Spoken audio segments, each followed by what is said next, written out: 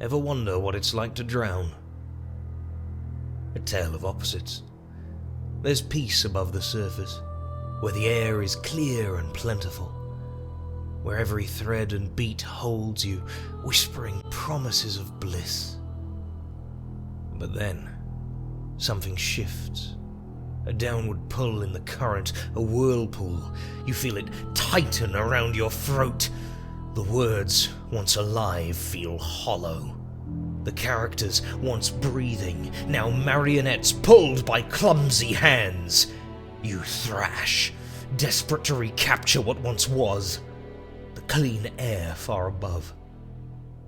Some embrace the abyss, sinking deep and vanishing from sight. As breath becomes memory, you see flashing colors, pretty lights, a spectacle most dazzling, yet deadly. It promises only the void. All the while, this question lingers before you. Have you had enough? It's cruel, really, to be shown perfection, only to watch it unravel. You could pass a lifetime without ever facing a betrayal like that. But once you've tasted both, the rapture and the ruin, it changes you forever. For that, I thank you. Arcane. I didn't want to make this video. I am well aware that this is something of a meme, but allow me to explain. As you will know if you have seen my coverage of Arcane so far, I adore Season 1. There are many reasons to like Season 1, but the standout factor for me, which was the last thing I was expecting from a League of Legends TV show, was the consistency and the complexity of its characters. I have made hours of videos dissecting Season 1, primarily praising it, but also highlighting and exploring any potential problems with the narrative. Throughout making my videos on Season 1, there were multiple times where I considered a potential problem, only to dig in and find that in almost every instance, the more you dissect and peel back the layers on Season 1, the better it gets. Arcane Season 1 is by no means perfect, but it can absolutely withstand a high level of scrutiny, and given that I have spent over 10 hours scrutinizing Season 1, only to find myself appreciating it even more after the fact, when I say that I didn't want to be sitting here today telling you all that Season 2 of Arcane is bad, you should know that I am telling the truth. Now, I fully expect that some fans of Season 2, if you have not already disliked the video and moved on, will be thinking, well, the only reason you think Season 2 is bad is because it isn't as good as Season 1. Season 1 being as good as it was means that any step down in quality will be that much more apparent because we have the blueprint for how good the show can be. And the hype and anticipation levels were through the roof, which means Season 2 was never going to be as good as Season 1. And there is perhaps some truth to this statement. However, we are not just talking about a marginal drop-off in quality. The things that made Season 1 as good as it was are almost entirely absent this time around. The one exception is the animation quality, which is just as astounding in its creativity and effectiveness as it was in Season 1. I don't want to downplay this. Both seasons contain some of the best animation I have ever seen. It is not just flashy and quote-unquote cool, it is also highly creative in its style, framing, and character design, and perhaps most importantly, the animation is used to heighten the dramatic and emotional beats of the narrative.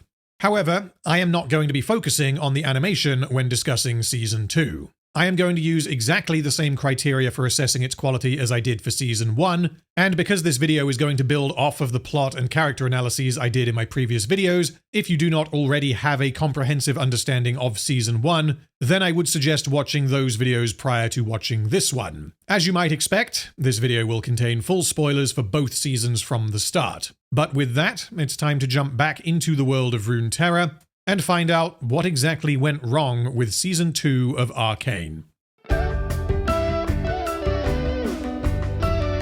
Season 1 ended with Jinx deciding to burn it all down, having been traumatized after killing Silco and understanding that things can never go back to the way that they were. Recalling Silco's first words to her after embracing her as his adoptive daughter, she loads the Hextech gemstone into her rocket launcher and fires it at Piltover, thereby solidifying herself as a monster, believing herself to have been tragically created by her sister. As she fires the rocket, it evaporates her tears, showing visually that the only way that Jinx can deal with her utterly broken psyche is through death and destruction. This is her attempt to be happy by turning the technology that has destroyed her life back at its creators. This is the only thing she is good at. The lyrics to Sting's fantastic closing song, What Could Have Been, relate both to Zaun's conflict with Piltover, as well as Jinx's relationship with Vi. I want you to hurt like you hurt me today. I want you to lose like I lose when I play. What could have been? Inside the council chamber, the 6 other councillors agree to Jayce's proposal. We don't know why they agree to grant independence to Zaun, and so this can be assumed to be a combination of them being convinced off-screen and Mel leveraging her influence over them to back her position. Importantly, this proposal was not simply to grant independence to Zaun. It was to support Jayce's terms that he agreed with Silco previously. Had Jinx not blown up the council, the deal would not have gone through because, regardless of whether or not Jinx had killed Silco, neither of them would have turned her in. The final shot of the season is Mel turning her head as the rocket shatters the glass window, reflecting the manifestation of Jinx's insanity back upon itself and showing that her actions are going to cause untold suffering both for Piltover and for the Undercity. Piltover's inability to control or secure the incredible technology created by Jayce and Viktor directly leads to its downfall. Caitlyn's failure to stop Jinx leads to the death of her mother. Vi's appeal to her sister's past trauma in an attempt to save Caitlyn leads to Jinx further traumatizing herself through her reflexive killing of Silco. And Silco's desperate attempts to prevent Vi taking his daughter from him directly leads to his own death. That is a brief summary of the closing moments of Season 1, and Season 2 picks up immediately afterwards. The primary cliffhanger leading into Season 2 was the mystery as to who, if anyone, survived Jinx's attack, and Season 2 answers this in the opening seconds. I was unfortunately very wrong in my speculation in Part 3, which I made prior to Season 2 being released, and the handling of the aftermath of this explosion was the first red flag that something wasn't quite right.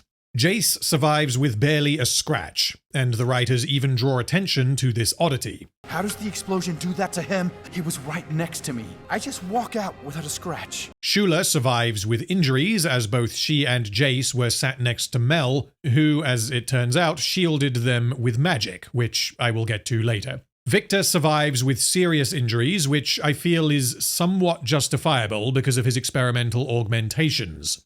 Hoskell is dead, which makes sense. Bulbuck is also dead, which I found a little strange. The writers have made the decision to specifically have Sallow survive, but not Bulbuck, when Bulbuck is a robot and could more believably survive this explosion. As we will see, the writers have rather specific intentions for Sallow, and so substituting him with Bulbuck would simply not work at all, and so therefore Bulbuck must die. And finally, Cassandra is dead, which of course affects Caitlyn's character and serves as serious consequences for the events of Season 1 on a personal level. Cassandra's death was heavily suggested at the end of Season 1, and whilst the writers did commit to this, they unfortunately subverted it with regard to Mel. Mel is alive because she was lucky and/or observant enough to see the rocket before it detonated, and she reflexively harnessed magical powers that she didn't know that she had. I am willing to give this a pass from a mechanical perspective because although I take issue with Season 2 deciding that Mel is a mage when there was zero indication that this was the case in Season 1, I don't have any fundamental problem with her panicking and queefing out some magical bullshit because we don't really know how magic works in this universe. It could have been far better explained, but I think we get enough for me to accept that this was possible. As for why Mel was only able to shield herself and one person on either side of her, we simply have to accept that her shield that she didn't know about was not big enough to protect the rest of the council. She obviously activated her shield to save herself, but whether she deliberately shielded Jayce, or if Jayce and Shula for that matter, were just lucky that Mel's magic shield was big enough for them is unknown. So, of the 8 people present, 3 of them die, and 2 of the survivors are badly injured. Triple kill.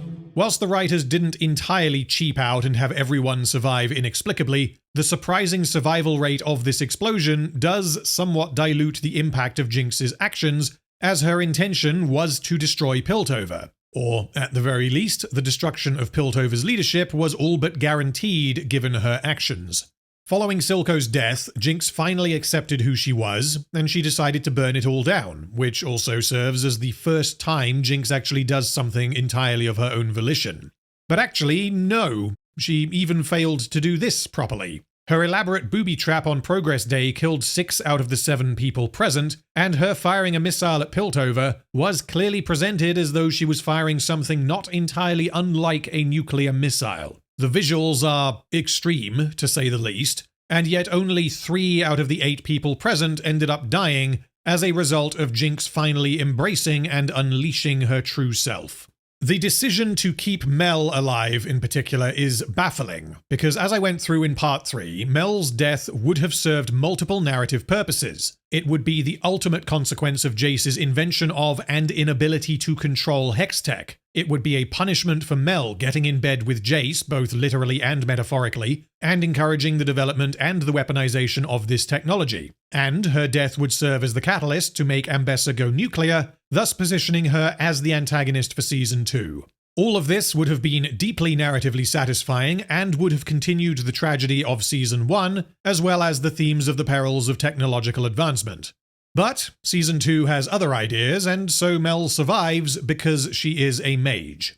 As long as you do something with this character arc going forward, then okay, great.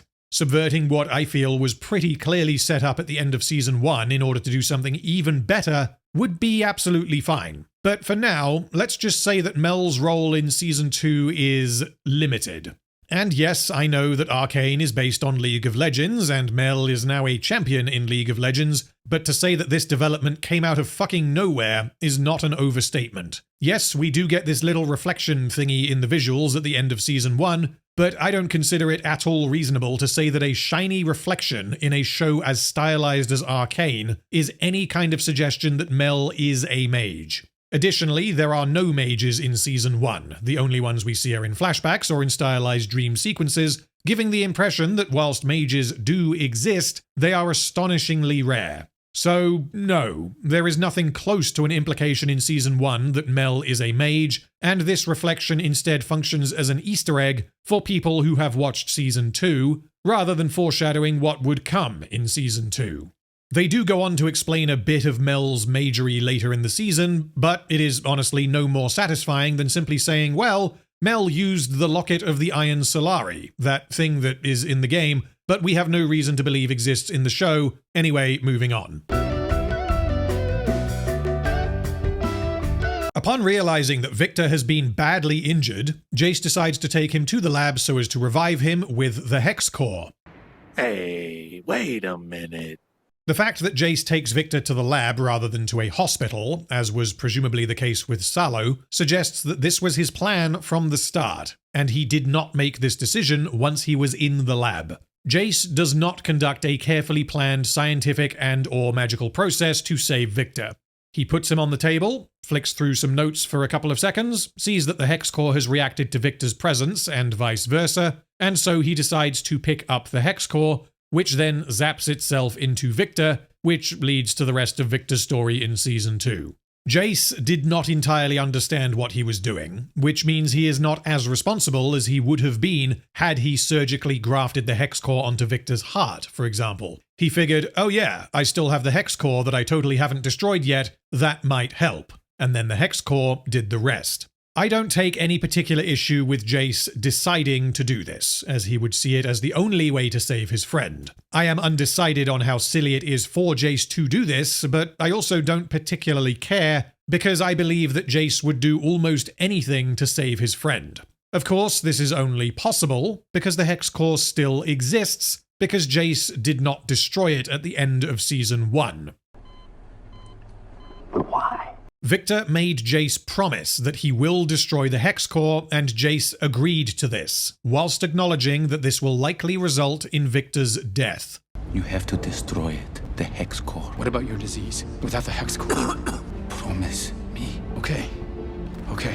This means he was willing to allow Viktor to die, and he understood that this was what Viktor wanted. The circumstances surrounding Viktor's death change once he is hit by the explosion, and I take no issue with Jayce deciding at that moment to do whatever he can to prevent Viktor's death. The problem is specifically that he had not already destroyed the hex core prior to the explosion. Chronologically, Jayce has his chat with Viktor and agrees to destroy it. He later arranges a meeting with Silco and attends this meeting. Enough time passes for Silco to consider the deal and for Jinx to abduct him. Jayce later addresses the council and informs them of the offer he made to Silco, and everyone then gets exploded. It is unclear exactly how much time this all took, so it is possible that all of the above happened very quickly, and Jayce simply didn't have time to destroy the hex core. But given the very serious nature of Viktor's request, and given Jayce's perspective regarding hex tech at this point in time, its destruction should have been very high on his to-do list. So whilst it is possible that he didn't deliberately choose to break his promise to Viktor, he just hadn't gotten around to it yet, this lack of clarity is confusing and is something that the writers of Season 1 would absolutely have made sure to nail down so as to ensure that the audience does not question Jayce's integrity. Backing up for one moment, what the fuck just happened? Someone from Zaun blew up the Council of Piltover. All survivors would be aware of Jayce's deal with Silco, which means there are a few options, although two stick out as by far the most likely. Silco will have returned to Zaun, presented Jayce's terms and his intention to accept. Jinx would not be happy about this for obvious reasons, so either she or someone else murdered Silco and then fired a rocket at Piltover as a fuck you. Alternatively, Silco decided not to accept Jayce's terms, and so he responded by attacking the council as a fuck you. Prior to Caitlyn's off-screen eyewitness testimony, Mel, Ambessa, Jayce, Sallow, and Shula should all presume one of the above to be what happened. So, let's consider what everyone knows and what the logical presumptions are. Vi and Caitlyn know exactly what happened because they were present when it happened. Jinx killed Silco, and then blew up the council. Caitlyn told Mel off-screen that Silco is dead, and that Jinx blew up the council. This was the act of a single deranged individual. Silco is dead. Ambessa, Sallow, and Shula all learn of this because Mel tells them in this scene. This means that Caitlyn told Mel at some point that she personally witnessed the attack and that Jinx was solely responsible. Jinx was not acting on behalf of Silco or Zaun, and that Silco is now dead. It is not explicitly stated that Mel knows that Jinx is the reason why Silco is dead, but this information simply must have been communicated in the process of Caitlyn explaining what happened. This is a very important discussion that the show unfortunately decides to skip. By not having the characters address this on screen, it makes it far less clear who actually knows what happened, which is a problem that gets exponentially worse when certain characters who know that Jinx was singularly responsible start suggesting that all of Zaun is to blame. Additionally, I need to question why neither Caitlyn nor Vi were detained after the events of Season 1. Piltover's legal process directly involves and requires the council, so there not being any kind of trial makes sense. But the idea that Caitlyn and Vi are just freely walking around Piltover is somewhat hard to accept. Piltover just suffered a catastrophic attack, and Caitlyn and Vi claim to have witnessed the attack firsthand, so I would have expected that they would be interrogated extensively, but this is admittedly relatively minor on the list of problems.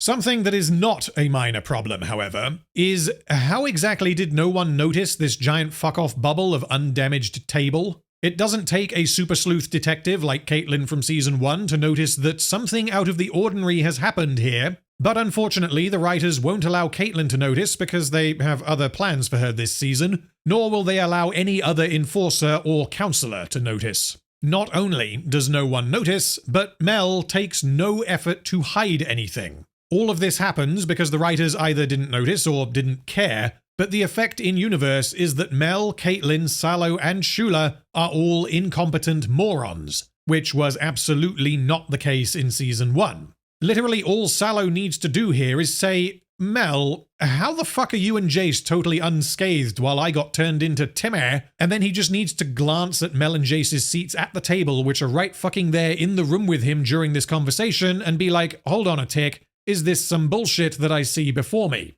I don't consider this to be a ridiculous chain of what-ifs. This is what I would expect to happen. Mel and Jayce, and Shula for that matter, are inexplicably alive and relatively unscathed. The part of the room that they were sitting in is totally undamaged and has a big circle of undamagedness surrounding it. Okay, fine, maybe Sallow doesn't connect the dots, but to say that not one single person in that room, nor any enforcer who was in the room at any point prior, worked out that something strange was going on is absurd. Anyway, Sallow is in disbelief that the council very nearly granted sovereignty to Zaun, given what Zaun has just done to them. As Sallow was badly injured, it is quite likely that he was in a hospital, and so he would not yet know what actually happened, that Jinx was a rogue agent, and that she was not acting on behalf of Zaun. Ambessa immediately starts exploiting the tragedy and manipulates the easiest target, Sallow. The start of this relationship happens off-screen, and the writers imply what has happened by having Ambessa push him into the council chamber on his wheelchair. The reason why this kind of off-screen storytelling works when it doesn't in something like Rings of Power is because what happens off-screen is intuitive given what happens on-screen. We don't need to see Ambessa visiting Sallow in the hospital and starting to manipulate him and encourage his hatred of Zaun because all of the pieces are adequately in place by the end of Season 1. Sallow despises Zaun, and Ambessa is prone to exploiting others for her own ends. Unfortunately, this is one of very few instances of off-screen storytelling in Season 2 of Arcane that adheres to this principle. Mel immediately sees what her mother is doing, which is another good piece of storytelling that is drawn from their relationship established in Season 1. She doesn't respond to what Sallow just said, and instead replies, So kind of you to assist Councillor Sallow, Mother. The remaining councillors then discuss 3 options regarding what to do next. Sallow wants to show an unprecedented display of force, to flood the Undercity with enforcers armed with hex tech. Zaun will not stand a chance, as was established in Season 1. Your people wouldn't stand a chance. I'm trying to save you from annihilation. This was not simply Jayce posturing and being like, hey Silco, you better accept my terms because we have super awesome weapons, because Jayce had very recently demonstrated the effectiveness of these weapons personally. And Silco was also very aware of this, making this far more than an idle threat. The writers do change their minds later and decide that actually Zaun is far more powerful than Piltover, which means that both Jayce, Silco, the world building, and the general stakes of the story are drastically altered, but I will get to that later. Mel doesn't want to risk unifying Zaun against them given the power vacuum caused by Silco's death, and she instead suggests truthfully pinning the attack on Jinx, and she wants to post a reward and rely on other Zaunites to turn her in. Shula doesn't want to leave things to chance, and Sallow and Shula vote to invade, outnumbering Mel, deciding 2-1 to go into the Undercity. Ambessa advises that they must appear unified for political reasons. Mel agrees, but refuses to endorse hex tech being used as a weapon, citing the ethos, and Shula agrees. This is also good character work for Mel and Ambessa because they are competing for the support of the other councillors by using exactly the same tricks as each other, which helps to imply something of their past relationship prior to the events of Arcane. So Mel loses the vote 2-1, and she says, oh fuck, if only there was someone with more reason than anyone else to want to stop this from happening. Someone who is maybe a few minutes walk away. Someone whom I have previously leveraged extensively for political ends. Someone called fucking Jayce, who would absolutely back me on this proposal. But, as we will learn, the character of Jayce in Season 2 is not really the character of Jayce anymore. So the council decides to invade Zaun using weapons that Jayce will need to build them, but will obviously refuse to do. Excellent. What the fuck? Put simply, Jayce isn't allowed to be here because the plot needs to happen. If he was present, Jayce would obviously roadblock any proposal involving excessive force or hextech weapons, and so the writers had him be doing something else while the councillors decide what to do. The idea that Mel, Shula, and Sallow would decide their next course of action without considering the opinion of Jayce, who was at the very least until recently the de facto head of the council, is frankly ridiculous. Jayce personally brokered peace with Silco. Jayce is the inventor of hextech. Jayce is the creator of hextech weaponry. Jayce is highly, and I need to stress this, highly motivated to prevent further weaponization of hextech and Jayce's involvement and approval would be critical if more Hextech weapons are to be created. In other words, Jayce not only has the deciding vote, but Jayce has the only vote. If Jayce refuses, they can't do anything. If Jayce is present at this council meeting, nothing happens.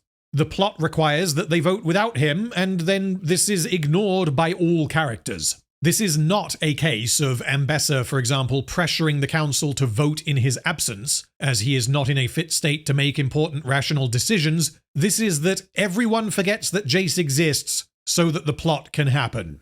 Jayce has to be absent from this scene for mechanical reasons, and his absence thoroughly damages both him and Mel as characters.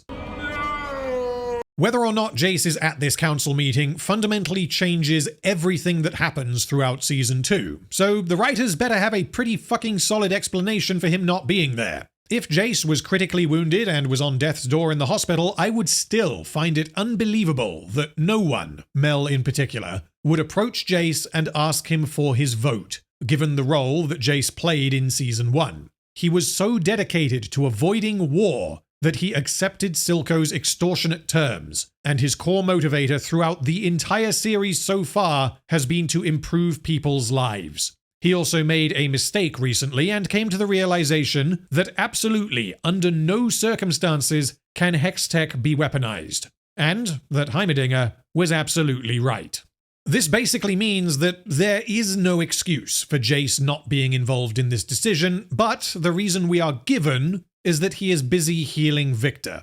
This is partly drawn from his characterization so far. He is desperately trying to heal his friend using experimental Hextech, and so he is under a lot of stress, and his attention is apparently fully on saving Viktor's life. That is something, but it is also not enough, I'm afraid, given the importance of this vote and the investment Jayce would have in ensuring that they make the correct decision. All it would take is for Mel to say, "By the way, Jayce, the other two counselors, they want you to make Hextech so that they can send the enforcers into Zaun." And then Jayce would obviously respond, "What the fuck? No, I will absolutely vote against that." We are apparently expected to believe that Jayce is so busy and focused on Viktor that he is either not informed about this council meeting or that he declines to attend.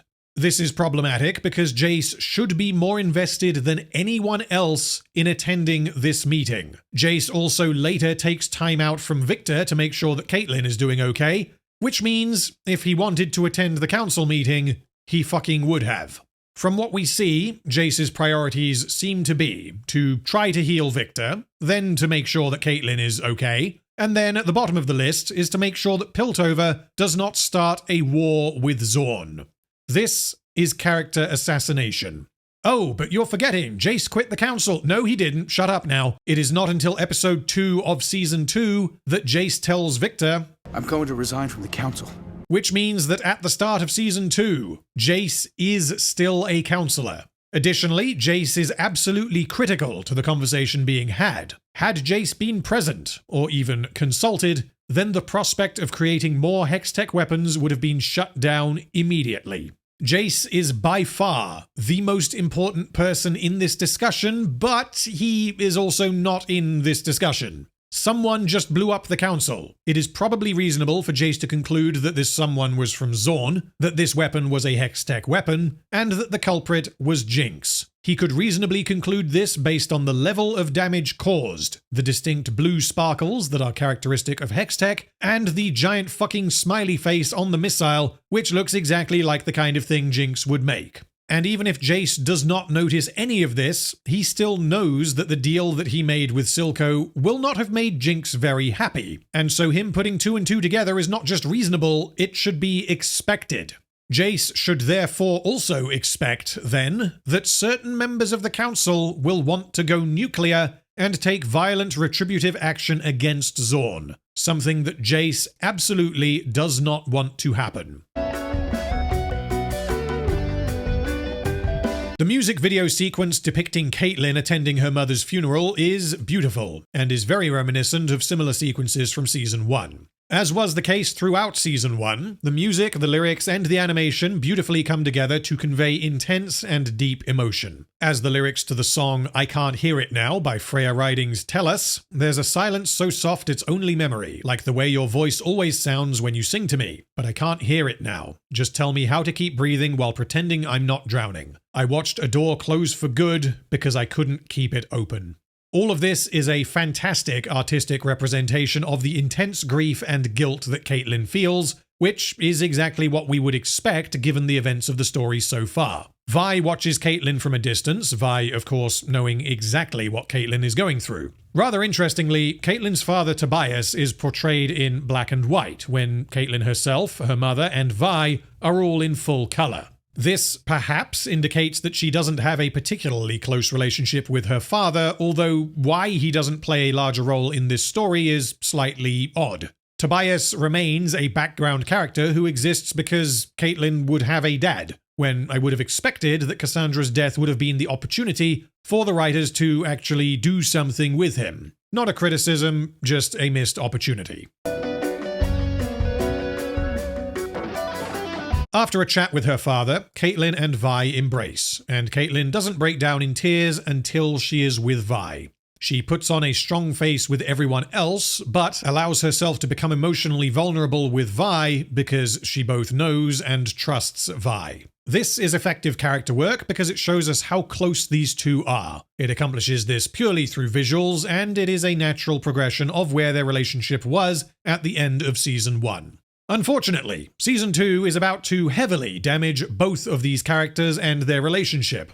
Vi says that she wants Jayce to fix the gauntlets so that she can hunt down Jinx, believing that it is her responsibility to do so, which is a very Vi thing to say. Caitlyn, however, refuses, saying that they need to do this by the book. She then presents Vi with an Enforcer badge and says that she can prove to Piltover that not all of Zaun supports Jinx. Caitlyn, for now, believes that not all of Zaun supports Jinx, and this dialogue suggests that she wants Vi to demonstrate this to the counselors and to the general public, rather than to her. The problem with this is that everyone in Piltover who knows what Caitlyn knows will therefore be aware of the fact that Jinx killed Silco, and the logical assumption as to what would obviously happen next is that Jinx has a very large target painted on her back. She killed the man who was basically running things. Silco was the closest thing Zaun had to a leader, and whilst there are absolutely going to be people looking to seize power for themselves,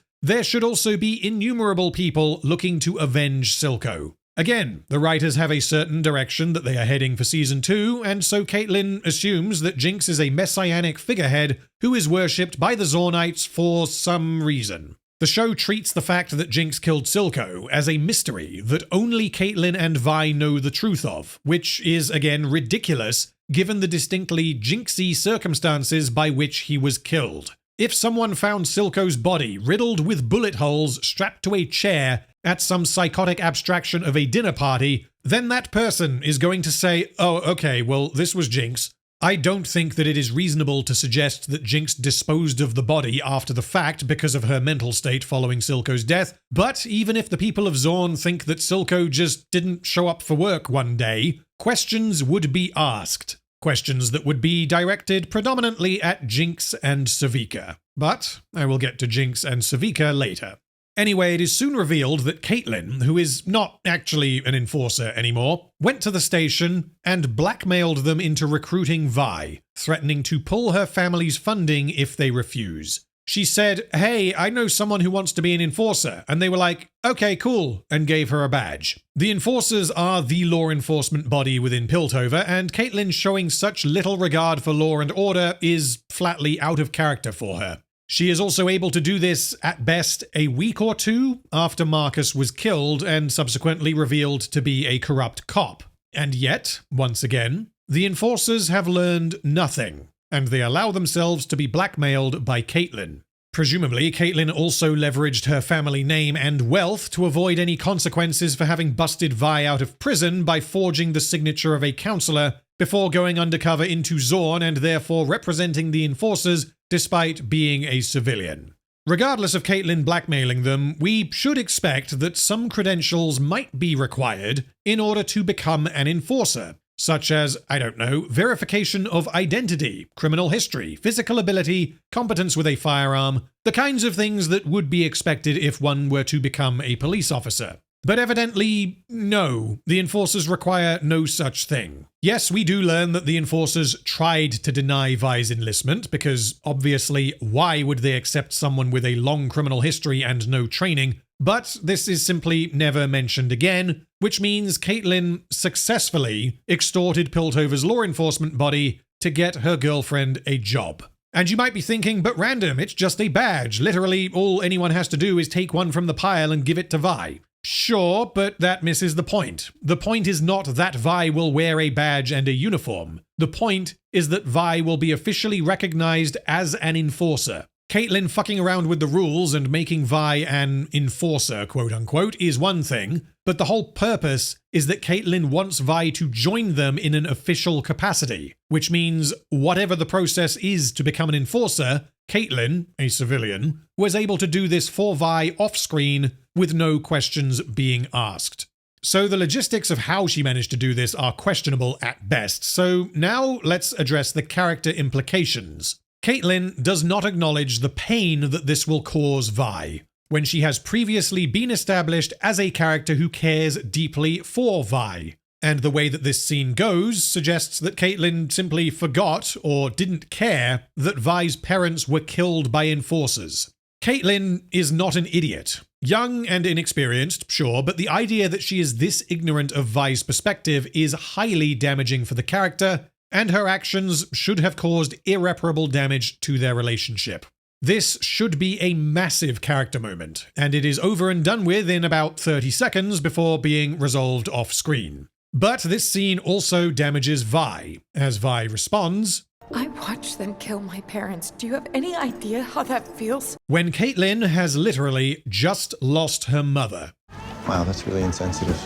Both Vi and Caitlyn are needlessly dumb in this scene, and neither appears to have any understanding of who they are speaking to. The purpose of this is to create drama by having their relationship waver before fracturing more seriously later in the story, but the way the writers make this happen is to have both characters act like insensitive clowns who have never spoken to each other before. This kind of thing was executed excellently in episode 6 of season 1, where Caitlyn demonstrated that she did not understand Vi or her history. How do you not know if your sister is alive or dead? What, you don't have parents? Caitlyn was utterly ignorant of the tragedy of Vi's life, just as she was ignorant of the suffering that goes on in the Undercity while the Council turns a blind eye. And that was the whole point. Caitlyn was not being an idiot in that scene, nor was she acting out of character. She didn't understand because why the hell would she? Conversely, when she tries to recruit Vi as an enforcer, Caitlyn is absolutely an idiot, and therefore she is acting out of character. She should absolutely know better, because she knows Vi far better than she did halfway through season 1, and yet she, for some reason, forgets, or doesn't care, that Vi might have a teeny tiny problem with becoming an enforcer. We then see that Jayce has turned Viktor into a piece of modern art. Rather amusingly, Mel is not alarmed when she sees that Viktor is suspended vertically in a magic purple wool made out of goo. She's like, Hey Jayce, how's Viktor's magic wall of goo? Doing okay? Alright, cool. So anyway. This is very strange because we don't have any suggestion that Mel has been here before, because she proceeds to ask Jayce what the magic goo wall is doing to Viktor. A question that she would surely ask the first time she sees the fucking thing. The Hex Core has evolved faster than Jayce can keep up, presumably because it is now combined with Viktor, and is accelerating its understanding of organic matter that began in Season 1. Jayce feels guilty and believes that he should be up there instead of Viktor. He believes that Viktor did nothing wrong, whereas he killed a child after weaponizing their dream. He does not know at this point that Skye is dead, and so he has no idea that Viktor's actions also had serious consequences. When he asks Mel how he survived the explosion, given what happened to Viktor, Mel replies, There's no sense to these things, Jayce. Mel knows exactly why Jayce is alive, and why Viktor is stuck in the magic goo wall, but she is unwilling to explain this to Jayce. Mel knows at this point that she has magical powers, but she does not understand exactly what that means, where they came from, or how to use them. This is why she does not explain anything to Jayce until episode 8. Jayce reaffirms that he will never allow Hextech to be weaponized, and Mel agrees that she will protect Jayce's dream. And thus ends one of the 3 brief conversations between Jayce and Mel that we get in Season 2. At Mel's urging, Jayce decides to go and have a chat with Caitlyn. We get a brief dream sequence of Caitlyn with the leaves from her mother's coffin. She hallucinates Jinx and nearly shoots her, but is interrupted by Jayce. Here, the writers start to develop Caitlyn's desire for revenge. She wants to kill Jinx, but is also apparently aware of how easy it is to hate another, as all it took was one vicious act. She is somewhat aware of her emotions and is detached from them. This appears to be a natural evolution of the character of Caitlyn from Season 1, as she was not at all shown to be a malicious or vengeful person, and she is intelligent enough to understand how tragedies can heighten emotions whilst feeling those emotions herself. She is mindful enough not to be a slave to her baser instincts. Given that she just lost her mother, this seems to make sense and set Caitlyn on the journey she will go on throughout Season 2. The problem, however, is that Caitlyn is very aware that Zaun is not responsible. She knows that it wasn't them who killed her mother. It was one deranged individual. Caitlyn having a desire for vengeance against Jinx is entirely coherent, but her suggestion that she understands how easy it is to hate them is not. Caitlyn then tells Jayce that Vi wants to continue using the gauntlets. She wants to keep punching things, believing that this will solve her problems. Jayce's response is, What if she's right? What if she's right? One more time? What if she's right? And everything seemed to be going so well. Which reminds me of a line from Rings of Power, when Durin questions whether or not his father was right to let the elves die, despite his close relationship with Elrond. What if she's right? Jayce, your arc in Season 1 was coming to the realization that Heimerdinger was right, not Vi. Hextech is too dangerous, and although it may improve people's lives in the short term, its mere existence poses an existential threat. A threat that unambiguously manifested in the closing minutes of Season 1. But what if Vi is right? What if Hextech weapons will solve her problems? You fucking know that they won't solve her problems. Remember this? Your people wouldn't stand a chance. I'm trying to save you from annihilation. Jayce knows that a crazy person nuked the council, and presumably he also knows that she murdered Silco, the man that Jayce made a deal with for peace between Zaun and Piltover. And this sequence of events has inexplicably caused him to question everything that he learned in Season 1. Jayce has come to the realization in the last couple of days that actually Hextech's pretty cool and it can save lives, etc., etc. Which means that the writers have undone a substantial portion of Jayce's character arc from Season 1 in the opening 20 minutes of Season 2. Jayce then asks about that one time when Caitlyn forged his signature and broke a prisoner out of Stillwater, except that no he doesn't, nor is this ever brought up. And that is the end of the only conversation between Caitlyn and Jayce in Season 2. After her contrived falling out with Caitlyn, Vi wanders off and gets drunk under a bridge, at which point she meets Shieldman, an enforcer who is also drinking his sorrows away. He claims to have also lost people in the attack, which tells us that the councillors were not the only victims. Although how exactly people outside of the room died given the survival rate of those inside is unknown. We cut back to these two the following morning, and Vi's inebriated ramblings include "no reason to stay here," which suggests that she has decided to leave Caitlyn, and "I'm the one who created the monster." This is what Vi thinks, but I really don't like her casually saying this while drunk, as this was a huge character moment from Season 1. Vi casually saying "I'm the one that created the monster" trivializes the intensity and the seriousness of this revelation. Vi is indeed shit-faced, so maybe she could say this, but the decision to have the character verbalize this in this manner trivializes the concept for the audience, and so I don't know why the writers made this decision. Then two more infinitely memorable side characters show up, Girl and Fishman. Vi is immediately suspicious, as they are enforcers, which makes perfect sense as Vi does not like enforcers at all. Girl tells Vi that Vi is a legend amongst the enforcers, and, what? How much time has passed? Vi is apparently a legend because she went after Silco alone when the council refused to help, and because she took on his whole gang. Girl continues to tell Vi how awesome she is, and that Caitlyn said, if every enforcer had a heart like yours, we could take on Noxus itself. These words somewhat mirror Vander's words to Vi in Season 1. You've got a good heart. Don't ever lose it. So whilst this would be particularly meaningful to Vi, this is a lucky coincidence because Girl would have no knowledge of something that Vander said to Vi half a decade ago.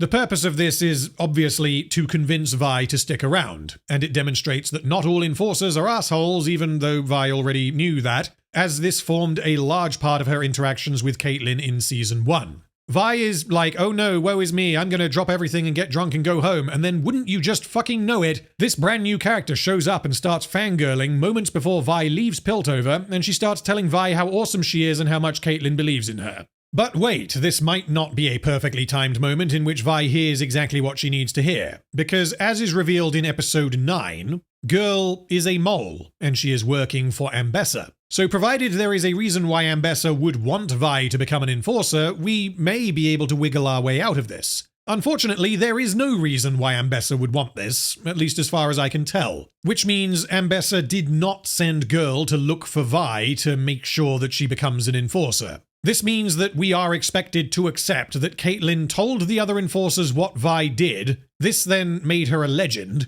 and Girl just accidentally stumbled across Vi moments before Vi packed up her shit and went back to Zaun, and said, hey you, don't be drunk, you're awesome. If this doesn't happen, Vi goes back to Zaun, which means Jayce is definitely dead, and more than likely so are at least some of the other main characters in the next scene. In other words, this is contrived as balls. Now we come to the memorial for the fallen councillors. Everyone is getting searched on the way in, as would be expected. We also see that you need to have an invitation to be allowed inside. This mysterious individual with a veiled face, however, is allowed in without anyone confirming their identity, which is an indicator that the enforcers are not particularly strict, when we should expect the absolute height of security given recent events. I thought we took every measure to secure it. By all accounts, it doesn't make sense.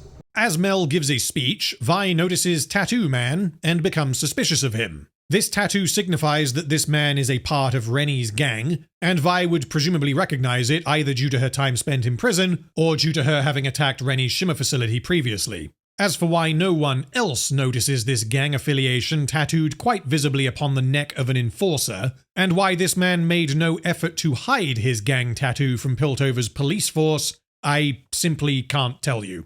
He was dumb in a way that allowed Vi to notice, which gives us some dramatic tension, and no one else notices, which allows the attack to proceed as planned. Tattoo Man manages to walk onto the stage during Mel's speech and get close enough to kill her if he wanted to. I know that this guy is dressed as an enforcer, and so he is occupying a position of authority, and uniforms will often allow people to blend into the background because, subconsciously, civilians typically do not question the actions of those in uniforms. If you are dressed as a doctor and you walk confidently around a hospital, more than likely everyone there is going to assume that you are indeed a doctor and will not ask questions. However, this memorial in Arcane is not a passive environment. The enforcers have every reason to be on guard and to not take any chances. And yet, this guy manages to get himself into a position where he could have personally killed at least one more counselor without anyone being able to stop him. The guy literally walks onto the stage holding a pistol and no one reacts. Also, Vi does not put in any effort whatsoever to warn anyone. Vi, if you recall, is a legend amongst the enforcers, and so if she shouts, "This motherfucker is part of a Chem-Baron gang and he's just left his suspicious bag unattended," then the evil plan fails. Anyway, the guy fires his weapon into the air to signal an airship. Why and how do the Zaunites have an airship?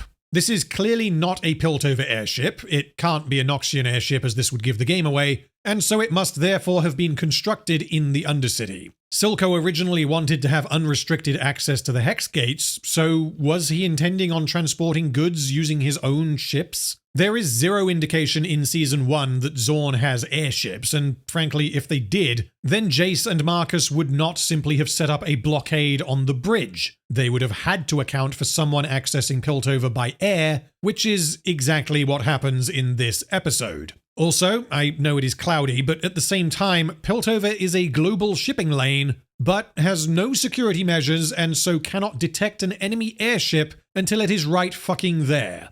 It hid in the clouds, you see, which is why no one in Piltover saw it come up and out of Zaun and start hovering over the city, making it lucky as fuck that it is super cloudy on the same day as the memorial. So a whole bunch of chem tank soldiers leap out of the airship and we see that they have a cave troll. I don't know why they have a cave troll. I don't know what this thing is or why it is at least 4 to 5 times the size of anything else we have seen so far in Arcane. But remember, Piltover could demolish Zaun if they wanted to. Your people wouldn't stand a chance. The enforcers start firing and we see that bullets do not work on the chem tank soldiers. Caitlyn lands a shot in the head of this Chungus chem tank man and it does not penetrate the helmet. Okay, good. This establishes the stakes of the battle. Piltover is not equipped to deal with this threat. In spite of contradicting the state of the world as was set up in Season 1, this is at the very least clear. However, given how effective these chem tank soldiers are, why was Silco ever of the opinion that he would not be able to defeat Piltover in a war? Silco believed this to be true way back in episode 3 of Season 1. Even with your monsters, you won't win a war against Piltover. I don't have to. I just need to scare them. Yes, Shimmer production was not on the same level that we saw in Act 3, but even so, the sheer incompetence of the enforcers means that Silco should have been able to do serious damage a long time ago.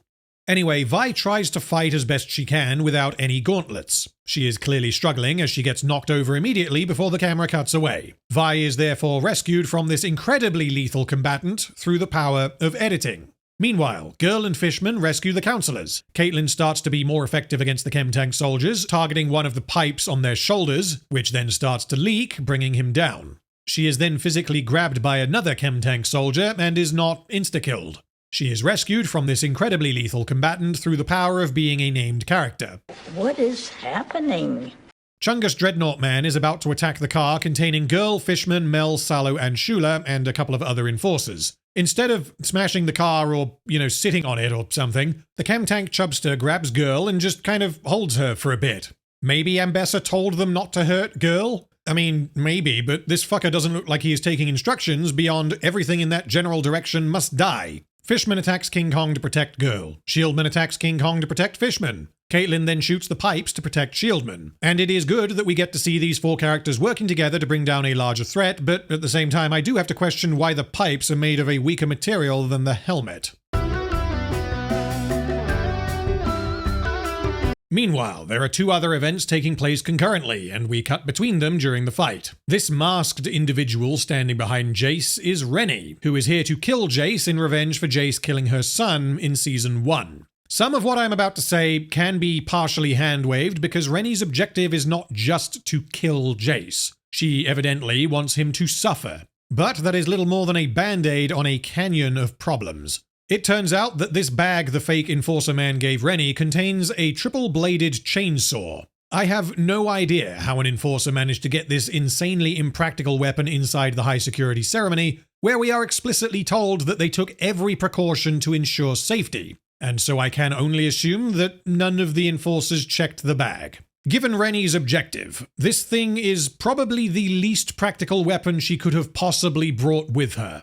Why not use a knife? Yes, part of the goal here is to sow terror amongst Piltover. None of you are safe! And a giant green triple-bladed chainsaw is certainly going to do that, but assassinating Jayce via less comical means would also have accomplished the same thing. Chainsaws are infamously not a stealth weapon, and yet she is able to take it out of the bag, switch the thing on, and swipe at Jayce, all without anyone noticing. Alrighty then.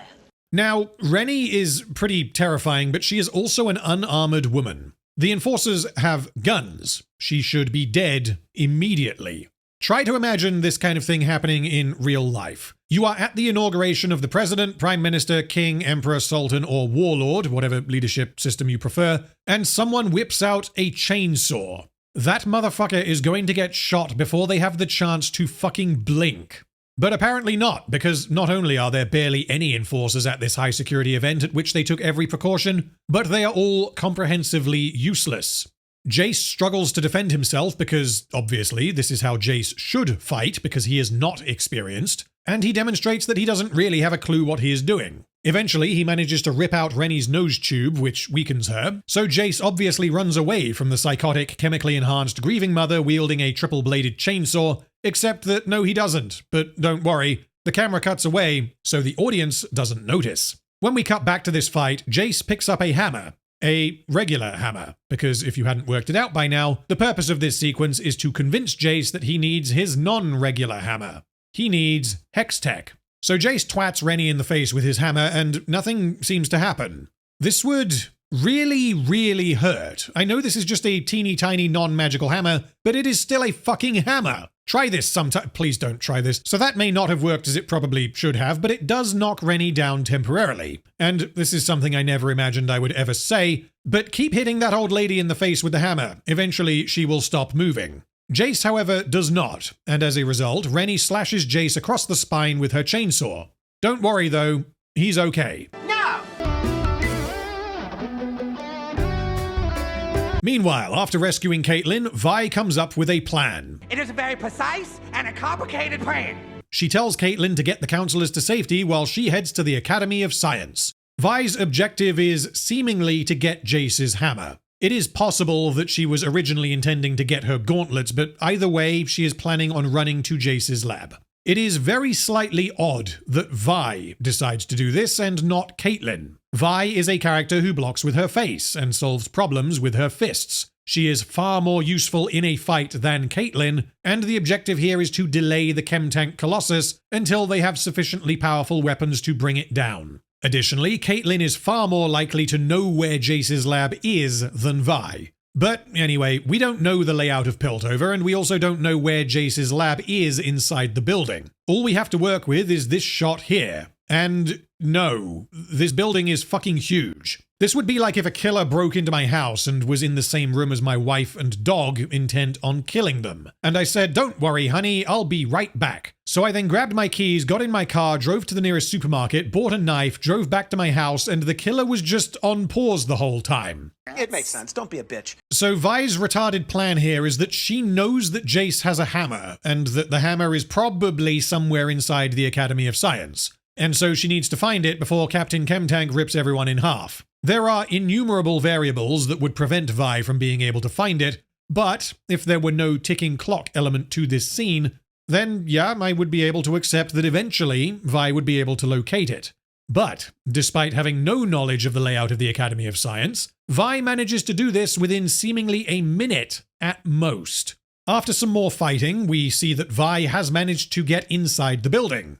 Luckily, she accomplishes this before anyone important dies. Luckily, she accidentally bumps into Harold, the guard. Luckily, Harold drops the keys. Luckily, Vi apparently knows exactly where she is going. Luckily, Jayce's lab is not guarded whatsoever, indicating that Jayce and the Enforcers have learned absolutely nothing after the events of Season 1, Episode 4 in particular. Jayce knows better than any other character in the show how dangerous his technology is in the wrong hands. And yet Vi, an outsider, manages to walk into his lab and yoink his hammer. Making me fucking wonder, what exactly is stopping Ambessa from doing this? What exactly is stopping Jinx from doing this? Apparently nothing. In summary, in the time it took the Chem-Tank Dreadnought to attack the car he was standing right next to, Vi manages to get into the academy, locate Jayce's lab, grab the hammer, and get back before anyone dies. This is logistically fucked, relies upon multiple layers of convenience, and it further damages Jayce as a character. The conclusion of the battle is that Rennie is about to kill Jayce, but Vi returns just in time with his hammer, thereby demonstrating to Jayce that although he may not like it, Hextech exists and it must be used to defend the city. Excellent. It is just a shame that all of the logistics surrounding how this happened are completely fucked. It is also a shame that we never see Jayce grapple with this idea, perhaps through a dialogue scene with Mel, but wait, we don't do those anymore. And so Jayce decides, as a result of these events, that he must build more Hextech weapons. Everyone then teams up to beat the Chem Tank Fat Man. The power of teamwork, friendship, and Hextech brings him down. Jayce helps Vi fire the hammer, which shows us that he has realized that Hextech is the only solution to this problem. This is good symbolically, but it requires that Vi doesn't know how to use the hammer when she just used the hammer to save Jayce. In other words, had Vi encountered this hiccup the first time, Jayce would be dead. Unless the problem is that Vi doesn't know how to reload it, but then that means that Jayce left his hammer in his lab, fully loaded and ready to fire. What, are you retarded? Then Ambessa and her soldiers show up. The Noxian spears immediately penetrate the helmets of the Chem Tank soldiers, which means a Noxian soldier's throwing arm generates vastly more power than a fucking gun. I mean, I know that this spear was thrown by Rictus, who is a bit of an uber-chad, but I don't care how much testosterone you exude. A spear launched by this beautiful specimen of masculinity is not going to outperform a bullet fired from a rifle. Additionally, if the point of this sequence was to prove to Jayce that Hextech weapons are a necessity in combating Zaun, then having Noxian weaponry save the day undermines this objective. Ambessa then executes Rennie, and it is sufficiently implied at this point that Ambessa made all of this happen. This is revealed later, but the clues are there now. The Tattoo Man very deliberately chose not to kill Mel, when he easily could have. Ambessa also arrives at the most dramatically effective moment, which is something I have criticized in other shows, because this is usually not justified. Here, it is justified because whatever Ambessa's plan is, arriving in this manner only helps her. It means that she is able to save the day, but it also means that the Chem Tank soldiers are able to do significant damage and terrorize everyone for a bit first. Additionally, Ambessa executing Rennie is exactly what she would do in order to cover her back and make sure that Rennie doesn't spill the beans, which is made explicit in episode 3. Point being, there is enough information in this scene for the audience to be considering Ambessa's involvement. And I would say that the writers have given us enough reason to have just the right amount of suspicion at this point. Unfortunately, this doesn't last long, because in a couple of minutes' time, Mel says they must have had help from someone up here, and then the camera very overtly cuts to Ambessa lurking in the background, like, "Yeah, it was me, but you don't know that it was me yet." Which serves as the show hand-holding the audience members who hadn't considered this already. Anyway, in summary, this fight sequence contains more plot armor than all of Season 1 combined. Girl is attacked by a hell brute and doesn't die. Jayce loses his spine, but he's okay. Rennie doesn't kill Jayce earlier in the fight. Jayce doesn't get hurt by the hammer gun that hits Rennie. Caitlyn is not torn to pieces immediately. Vi is rescued by the camera cutting away. Overall, this fight scene is broken in multiple ways, and like the rest of Season 2, it is a significant drop-off from the excellent quality of similar scenes from Season 1. It is not made explicit until episode 3 that Ambessa and Rennie were in cahoots, but let's consider here why and how Ambessa did what she did, starting with the how. There is a lot of bullshit that needs to be overcome to pull this off. Ambessa must have sent moles into Zaun and discovered that Rennie had recently lost her son and so had a reason to want to attack Piltover. She then paid off a whole fuckload of enforcers because, if you recall, there is currently a blockade on the bridge. This blockade simply must still be in effect because the whole purpose of it was to prevent further attacks, and so it would make zero sense to just remove the blockade after Jinx blows up the council. It is needed now more than ever. Ambessa manages to get at least one of Rennie's minions into Piltover, as well as a large bag containing a triple-bladed chainsaw. How many enforcers knew about this? How deep do Ambessa's hooks go? Did Ambessa pay off multiple enforcers, or did she show up at the station like, "Hello, I have 10 new recruits for you. Don't you dare ask for their criminal records or I'll get Mel to pull her funding"? So the only answer as to how all of this happened is Ambessa did it, and the audience is to rely entirely upon the ineptitude of the enforcers for this to function. Now, what was Ambessa's objective and what did she hope to gain through orchestrating the attack? Primarily to sow chaos and paranoia so as to justify an invasion of Zaun. She doesn't care who dies, with the obvious exception of Mel. Why then does she want to invade Zaun? Her objective so far has been to acquire Hextech for herself, and she doesn't particularly care about either Zaun or Piltover. The only link between Ambessa's objective and her actions in this scene is that Jayce has decided not to make any more Hextech weapons, and staging this attack from Zaun will prove to him that Hextech weapons are indeed necessary. The problem with this is that Ambessa does not know that Jayce has sworn off Hextech. Additionally, the Noxian spears are absurdly powerful. They carve through the Chemtank soldiers like Rictus carves through a 72-ounce steak. Piltover does not need Hextech to defend itself, it just needs some of those spears. The other possibility is that Ambessa wants to fan the flames between Zaun and Piltover, believing that if Piltover takes military action against Zaun, she will be well placed to gain influence and power, which is of course what ends up happening by the end of Act 1. This makes an amount of sense. The problem is that all of this hinges upon Jayce being both willing to create more Hextech weapons and also being alive. Ambessa's actions in teaming up with a woman who wants to skin Jayce from head to toe with a triple-bladed chainsaw very nearly results in Jayce's death. She directly puts Jayce in very serious danger. The most likely outcome is that Jayce will have been killed in the attack, which goes against Ambessa's established desires. And no, Ambessa does not save Jayce, it is Vi that saves Jayce, and the means by which Vi saves Jayce could not possibly have been accounted for by Ambessa. Additionally, Ambessa specifically targeted Rennie so as to leverage her son's death. It is, I guess, possible, although I would consider it unlikely, that Ambessa never learned that Jayce was responsible for Rennie's son's death. But even if we do the writers a favor and say that Ambessa knew that Rennie wanted revenge against Piltover but did not know that Jayce was the reason for this, then this is still an insane decision on the part of Ambessa, because she would absolutely specify to Rennie that Mel and Jayce are not to be harmed. If this discussion took place, Rennie would say, "Fuck no, that guy murdered my son." The only way for this to play out in the way that it does without severely damaging the character of Ambessa is if she recruited Rennie without knowing any details. If Rennie deliberately concealed her desire to kill Jayce, and if Ambessa took no precautions to ensure either Jayce or Mel's safety, which actually, yeah, that still damages Ambessa. Whichever way you slice it, Ambessa's plan here is insanely risky, and the most likely outcome would have been that Jayce is killed, which means no invasion, no accumulation of power or influence, and most importantly, no Hextech weapons. After the battle, Caitlyn is really fucking pissed because the Zaunites attacked a memorial. She describes them as animals, which is exactly how Echo described the Enforcer's view of the Zaunites in Season 1.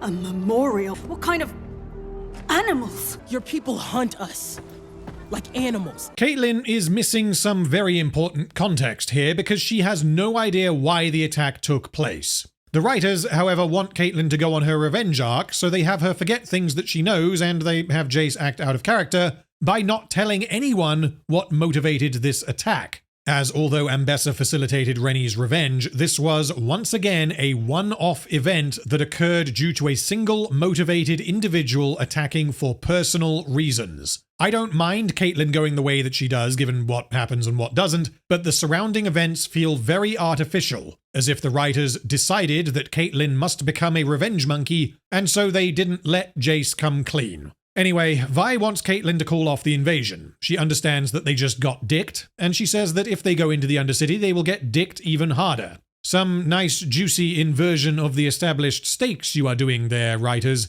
Again, the premise at the end of Season 1 was that Piltover would annihilate Zaun if they fought using Hextech weapons. This wasn't just Jayce's opinion, this was supported by everything that we saw. Vi's line here, and a later line from Sevika in Episode 2, both suggest that if the Enforcers go into the Undercity, they will be fighting on their terms, and the Enforcers will get annihilated.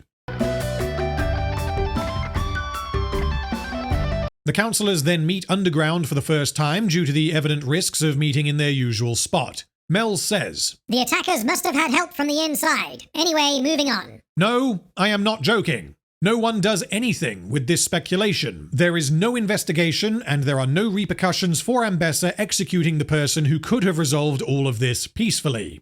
Mel does not push this inside job angle, and she is subsequently inexplicably unable to argue against the other counselors when they decide to send the enforcers into Zaun. But then who could possibly show up but Caitlyn, who is suddenly a decorated officer, which is not true in any meaning of the words decorated or officer. In a previous scene, Caitlyn was given the Girlman key by her father. During this montage, she plugs the key into a thing and learns about pipes and toxic air, later referred to as the Grey. As she does this, the track Heavy as the Crown begins to play, the lyrics having some thematic relevance. Caitlyn has to fill the shoes left by her mother and take on the responsibility of dealing with this attack. Intercut with Caitlyn's plan is Jayce behaving consistently with how he has been behaving in Season 2, but inconsistently with how he behaved in Season 1, as he creates more Hextech weapons. He is having to deal with the weight of the crown of Hextech. Notably absent from this montage is Sevika, who was left with the metaphorical crown of Zaun in the wake of Silco's demise, because Sevika is not a character in Season 2. Just you fucking wait. Anyway, Caitlyn states that she is the head of House Girlman instead of her father, which is a bit weird, but okay. And she has seemingly just decided that she is now effectively the sheriff. We don't get any explicit acknowledgement that Caitlyn is literally the sheriff, but her behavior here indicates that she is a very high-ranking enforcer, which she simply is not. Unless she was reinstated off-screen, she isn't actually an enforcer, but I guess she got herself reinstated when she extorted them previously. I am a decorated officer, leader of House Girlman. Address me with respect, or keep your mouth shut. I don't know why Caitlyn is able to talk to the counselors in the way that she does, or why she appears to suddenly outrank them. I think we are meant to infer that she is behaving in this way because this is a time of crisis, and so the enforcers are in charge, not the council. She is telling them what to do, not the other way around. This doesn't really make much sense, however, because they do not enact martial law until episode 3, which means that whatever gives Caitlyn this authority, it is not that. Additionally, Piltover suffered similar attacks in Season 1, and yet Marcus still needed to ask Jayce for permission to set up a blockade. So I don't know why Caitlyn is suddenly in charge of everything, and my genuine read of this on first viewing was that we had skipped a scene that would be filled in later, and that when she opened the thingy with the Girlman key, she perhaps found a formal document that made her be in charge of everything. Caitlyn then tells the council that she will lead a strike team into Zaun with 3 objectives: find Jinx, stop Shimmer, and neutralize anyone still loyal to Silco. The first 2 make sense, but why do they want to kill or capture everyone loyal to Silco? Wouldn't these people potentially want to accept Jayce's deal? This being Season 2 of Arcane, we don't entertain this idea at all. Anyway, Sallow asks why she will fare any better than today, and Caitlyn reveals that Jayce has built them Hextech weapons, which means he has changed his mind off-screen. To you, Shieldman, I give the Shield of Shielding. To you, Girl, I give the Blunderbuss of Imminent Betrayal. And to you, Fishman, I give fuck all because you smell like sushi. Whether these are Hextech weapons is unclear. Caitlyn says we have a few surprises of our own before the weapons are revealed, which would suggest that yes, they are, but none of them visually appear to be Hextech weapons like Caitlyn's, nor do they behave as Hextech weapons typically do. Which means Caitlyn and her strike team are armed with multiple surprises that will give them an advantage over their opponents. A Hextech rifle, a shield, and a blunderbuss. Vi also gets the gauntlets back, but these have already been used against Zaun, so calling them a surprise is a stretch, but okay, fine. I take the point that they have 2 Hextech weapons which are going to be very powerful. Also, yes, Vi did indeed change her mind off-screen. She went from "How dare you ask me to wear that uniform?" and "Call off the attack, you are going to get pwned," to "Okay, let's go." When I first saw the poster for Season 2, which depicts Vi in an enforcer's uniform, my reaction was, I don't know how in the hell they are going to pull that off, but I am excited to see what they do with this. It turns out that what they did with this is have Vi show up wearing an enforcer's uniform, which means they skipped the character development necessary to lead Vi to take this action. This isn't broken in the same way that some of Jayce's actions are, because Vi's objection to wearing the uniform is drawn from her principles. She is unwilling to embody the people who killed her parents, whereas Jayce's actions literally affect whether or not people are going to die. Caitlyn did tell Vi previously that if she goes after Jinx alone, she may die, and so yes, this could have convinced Vi to go with her, but Vi going with Caitlyn was never in question. Vi has a problem with becoming an enforcer, not helping Caitlyn take down Jinx. It is possible that Vi could change her mind, but I can't tell you why Vi changed her mind, and so what was once a complex and thoughtful character has been reduced to a puppet who does what the writers want. Mission accomplished. Now, why exactly has Caitlyn chosen these 3 extras to be on her strike team? Caitlyn going personally makes an amount of sense because although she is young and relatively inexperienced but also a highly decorated officer, she has a lot of knowledge of the Undercity and is highly motivated to resolve this. Bringing Vi also makes sense for the same reason. Bringing Fishman is a question mark because we know quite literally nothing about him other than that he is an enforcer. So if Caitlyn were choosing the most suitable enforcers to accompany her, then it is possible that Fishman would be on the list. Bringing Girl, however, makes 0 sense because she is a junior officer and is therefore not anywhere near qualified or experienced enough to do this, but at least she is an enforcer. It was honestly unclear whether or not Shieldman was actually an enforcer, as previously he appeared to be a hobo wearing an enforcer's jacket, but even though this scene basically confirms that yes, he is an enforcer, this man just spent the night in a ditch getting drunk. Caitlyn's crack team of elite enforcers consists of herself, her girlfriend, a noob, a drunk, and a fish. Alright. Sadly, this is a comparison I really never wanted to make. Caitlyn's strike team is very reminiscent of Elrond's Avengers team in Rings of Power. 2 of them are primary characters in the story, and all of the other characters we know almost literally nothing about. They are not established in any way other than this is Sword Guy and this is Archer Lady. In Arcane, we do get slightly more, in that we have this is Fish Guy, this is Noob, and this is Drunk Shield-wielding possible hobo, but we do also get to see these characters working together in combat prior to them joining Caitlyn's team. But in neither Rings of Power nor Arcane Season 2 are either of these superfluous team members mentioned in any substantial manner prior to their addition to their respective teams. The episode needed to end with Caitlyn putting together a team, and so Girl, Fishman, and Shieldman were each given a couple of things to do in the episode so as to ensure that they didn't literally come out of nowhere.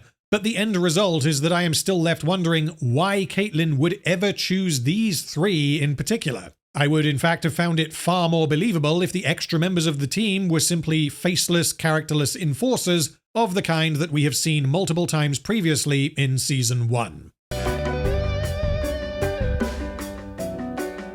Now, regarding Jayce, I am going to quickly run you through Jayce's story from Season 1, Act 3 onwards to demonstrate how obliterated he is as a character at this point. Jayce is traumatized by the destruction Jinx caused at the blockade, and after some pressure from Ambessa, he tries to convince the Council to take immediate and drastic action against Zaun to prevent further loss of life. After they refuse, Jayce constructs the Hex-Tech hammer, and he and Vi attack the Shimmer facility, resulting in him accidentally killing Rennie's son. He is horrified that he has turned his dream intended to help people into a weapon that kills children. He realizes that if he does not achieve peace with Silco, many more people will die. And so, he makes Silco a very generous offer. Get me Jinx, and I'll give you your nation of Zaun.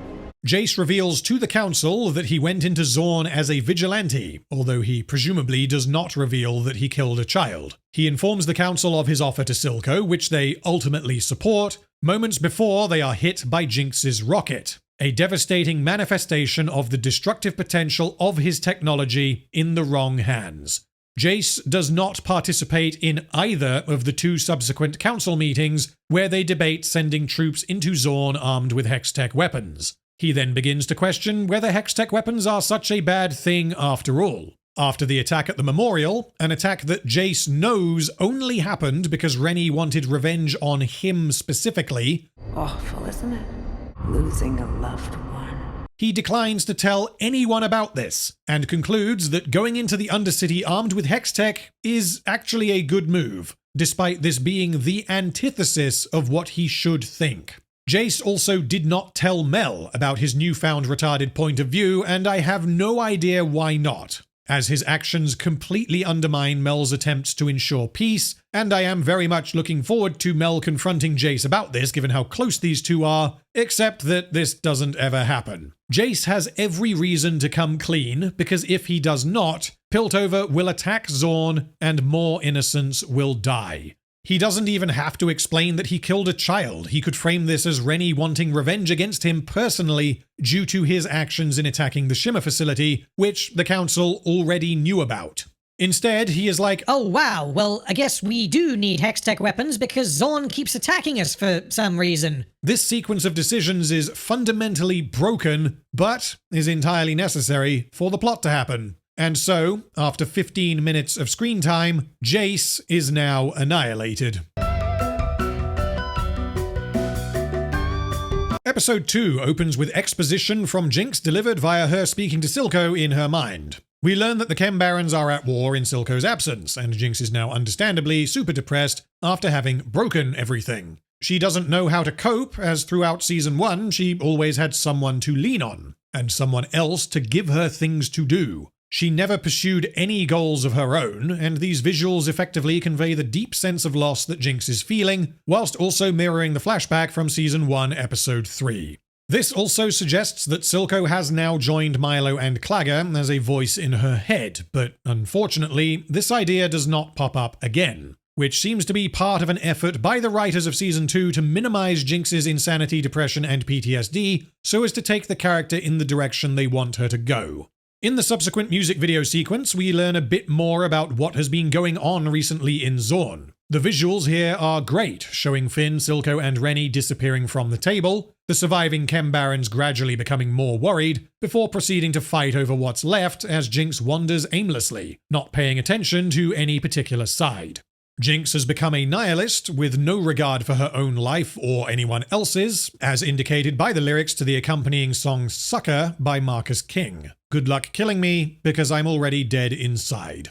Jinx doesn't want anything, only to exist. She has no investment in any of the Chem-Barons or their battle for Zaun, nor does she care about the random kid who is about to randomly fall from the sky. Speaking of, there is a random kid being chased by some of Cross's goons. She accidentally lands on Jinx, which ends up being one of the most important narrative beats in Season 2. Jinx then decides to shoot her pursuers and save the kid. Random Kid exists for one reason: to give Jinx something to live for, and the design of this character is equally singular in its approach: to make the audience care about her. Random Kid is very reminiscent of Powder when she was younger. She is nervous, unsure of herself, and eager to please others. She wears an oversized mining helmet, and so it is possible that she was forced to work in the mines before escaping, hence her being pursued by Cross's men. She is either unable or unwilling to speak, and this could potentially be as a result of past trauma, potentially again mirroring Jinx's own childhood. There is astonishingly little to this character, aside from, "Aww, isn't she cute?" But anyway, Jinx doesn't initially care about Random Kid, as she carelessly waves her gun around in a manner that will have terrified Random Kid, before saying that living an inch from death is the best feeling in the world. Random Kid appears to admire Jinx and decides to follow her. We also see multiple wanted posters for Jinx, suggesting that this scene is taking place after the events of Episode 1, and that Piltover did indeed put up a load of wanted posters in Zaun, presumably as a plan B in case Caitlyn is unable to find Jinx. Now for a relative high point. We are then introduced to Smeech, the first and so far only character that I like in Season 2. His design and his voice fit perfectly, and the angular animation emphasizing his robotic enhancements helps to give him a unique personality. You ever wonder why fat brains like you always wind up working for grunts like me? Smeech is a yordle, like Heimerdinger, and so he is very short. However, he has multiple robotic enhancements, including extendable legs. This suggests that he wants to be feared and respected. He is not intelligent enough to get by purely using his brains. He also wants to be physically dangerous and threatening, hence the desire to increase his height and look people in the eye. Smeech is informed that his numbers are in the shitter, and he tells his accountant to make the numbers work. What Smeech could possibly mean by this is unknown, but this actually fits with what we know of him as a character. Smeech doesn't seem particularly worried about this revelation, and he appears to admire Silco for having taken over by using both his brain as well as his bare teeth. However, Smeech is by no means as intelligent as Silco, because he later pisses off the wrong person, leading to his death, and he also, for some reason, sends his accountant into Margot's stash that has been flooded with the grey. This reiterates that Smeech doesn't particularly care about the state of his finances, nor does he value the lives of his underlings. Now, regarding the grey, Smeech observes that the grey has appeared higher up in the Undercity than it normally does, and the reason for this is revealed later. Rather confusingly, Smeech doesn't seem to be afraid of the grey, describing it as factory smog trapped underground. I have no clue how Smeech could possibly not know about this stuff, unless he is so young that he never experienced the effects firsthand, and he believed that all of Silco's spooky stories about gases in the mines were just exaggerated fairy tales. Or, alternatively, he only arrived in Piltover in the last couple of years or something. However, Smeech encountered the Grey in Season 1, when Silco gassed the Chem-Barons, and so Smeech should absolutely know how toxic this stuff is, unless, I guess, he didn't realize that the gas Silco used was the same stuff. Anyway, something in the gas attacks Smeech's accountant. Something with eyes. This is the second time we have seen the Grey depicted as something that has eyes, but in this instance it also growls and appears to have either thick fur or tentacles or something. The show is telling us that there is a monster attacking these people, and that this monster excretes some kind of highly toxic gas. Except that this is not true whatsoever. The Grey is regular toxic gas. It is not sentient, and there is no monster. I get that the animators are using artistic license to represent the fear that the Zaunites are feeling, but this sequence here in particular goes way too far by unambiguously depicting the Grey as some kind of monstrous creature. The end result is that the Grey is needlessly confusing because it is unclear what is actually happening, because they reinforce 3 times in total that the Grey is not just toxic gas, only for it to turn out that, yeah, okay, it's just toxic gas. Now we come to the meeting between the Chem-Barons in which they decide what to do next, which serves a very similar function to the scene in episode 1 with the Council of Piltover. Sevika tells everyone to stop fighting because Topside is the real enemy. This is exactly what she would do because, as we learned in Season 1, her loyalty is to the Undercity. Sevika wants them to team up so as to be united against Piltover, and she is attempting to repair the rift created in Silco's absence. Right out of the gate, I get the distinct impression that we have missed a scene. Sevika is appealing to the Chem-Barons so as to get them to unite against Piltover. She seems to believe that there is going to be fighting in the Fissures, which is true given the events of episode 1, but how Sevika knows any of this, I have no idea. The most reasonable explanation is that she knows that the Enforcers are looking for Jinx after the attack on the Council, hence all of the wanted posters. The problem with this is that if Sevika knows that Jinx attacked the Council, then Sevika has every reason to want to kill Jinx herself, even if we accept that her principles will not allow her to give Jinx to the Enforcers. Speaking of, Smeech offers an alternative to making peace with the other Chem-Barons, that they do precisely this. Turn Jinx over to the Enforcers. And whilst it is not immediately clear, Smeech has already made such a deal with the Enforcers. This deal having presumably been made off-screen after the previous scene. Sevika, however, refuses, despite the fact that she hates Jinx, which tells us very clearly that Sevika is not willing to cooperate with Piltover whatsoever. Not even in a manner that will benefit both her and Zaun. I don't believe this. As we saw in Season 1, Sevika is not loyal to any individuals, nor is she loyal to the people of Zaun as a collective. She is loyal to what she considers to be the essence of Zaun itself. She has no problem betraying people or murdering them, even children, to achieve her goals. And so the idea that she will not seize any opportunity to remove Jinx is unbelievable. Rather interestingly, Sevika's refusal to hand over Jinx is a value taken from Vander. I'm sorry, Grayson, but I can't offer up my own people. But Sevika is not Vander. Sevika is not anything like Vander. I don't care how much Sevika hates Piltover, her refusal to even consider giving them Jinx is nonsense, because doing so would cease Piltover's aggression towards Zaun and would remove a very serious threat to any prospect of peace or independence. At the very least, a discussion should be had. But this being Season 2 of Arcane, discussions on important topics are skipped, which means the important information remains hidden, presumably because the writers believe that this will help the audience more easily accept the story that they want to tell, the problem being that if the audience actually thinks about what is happening, then it has the opposite effect.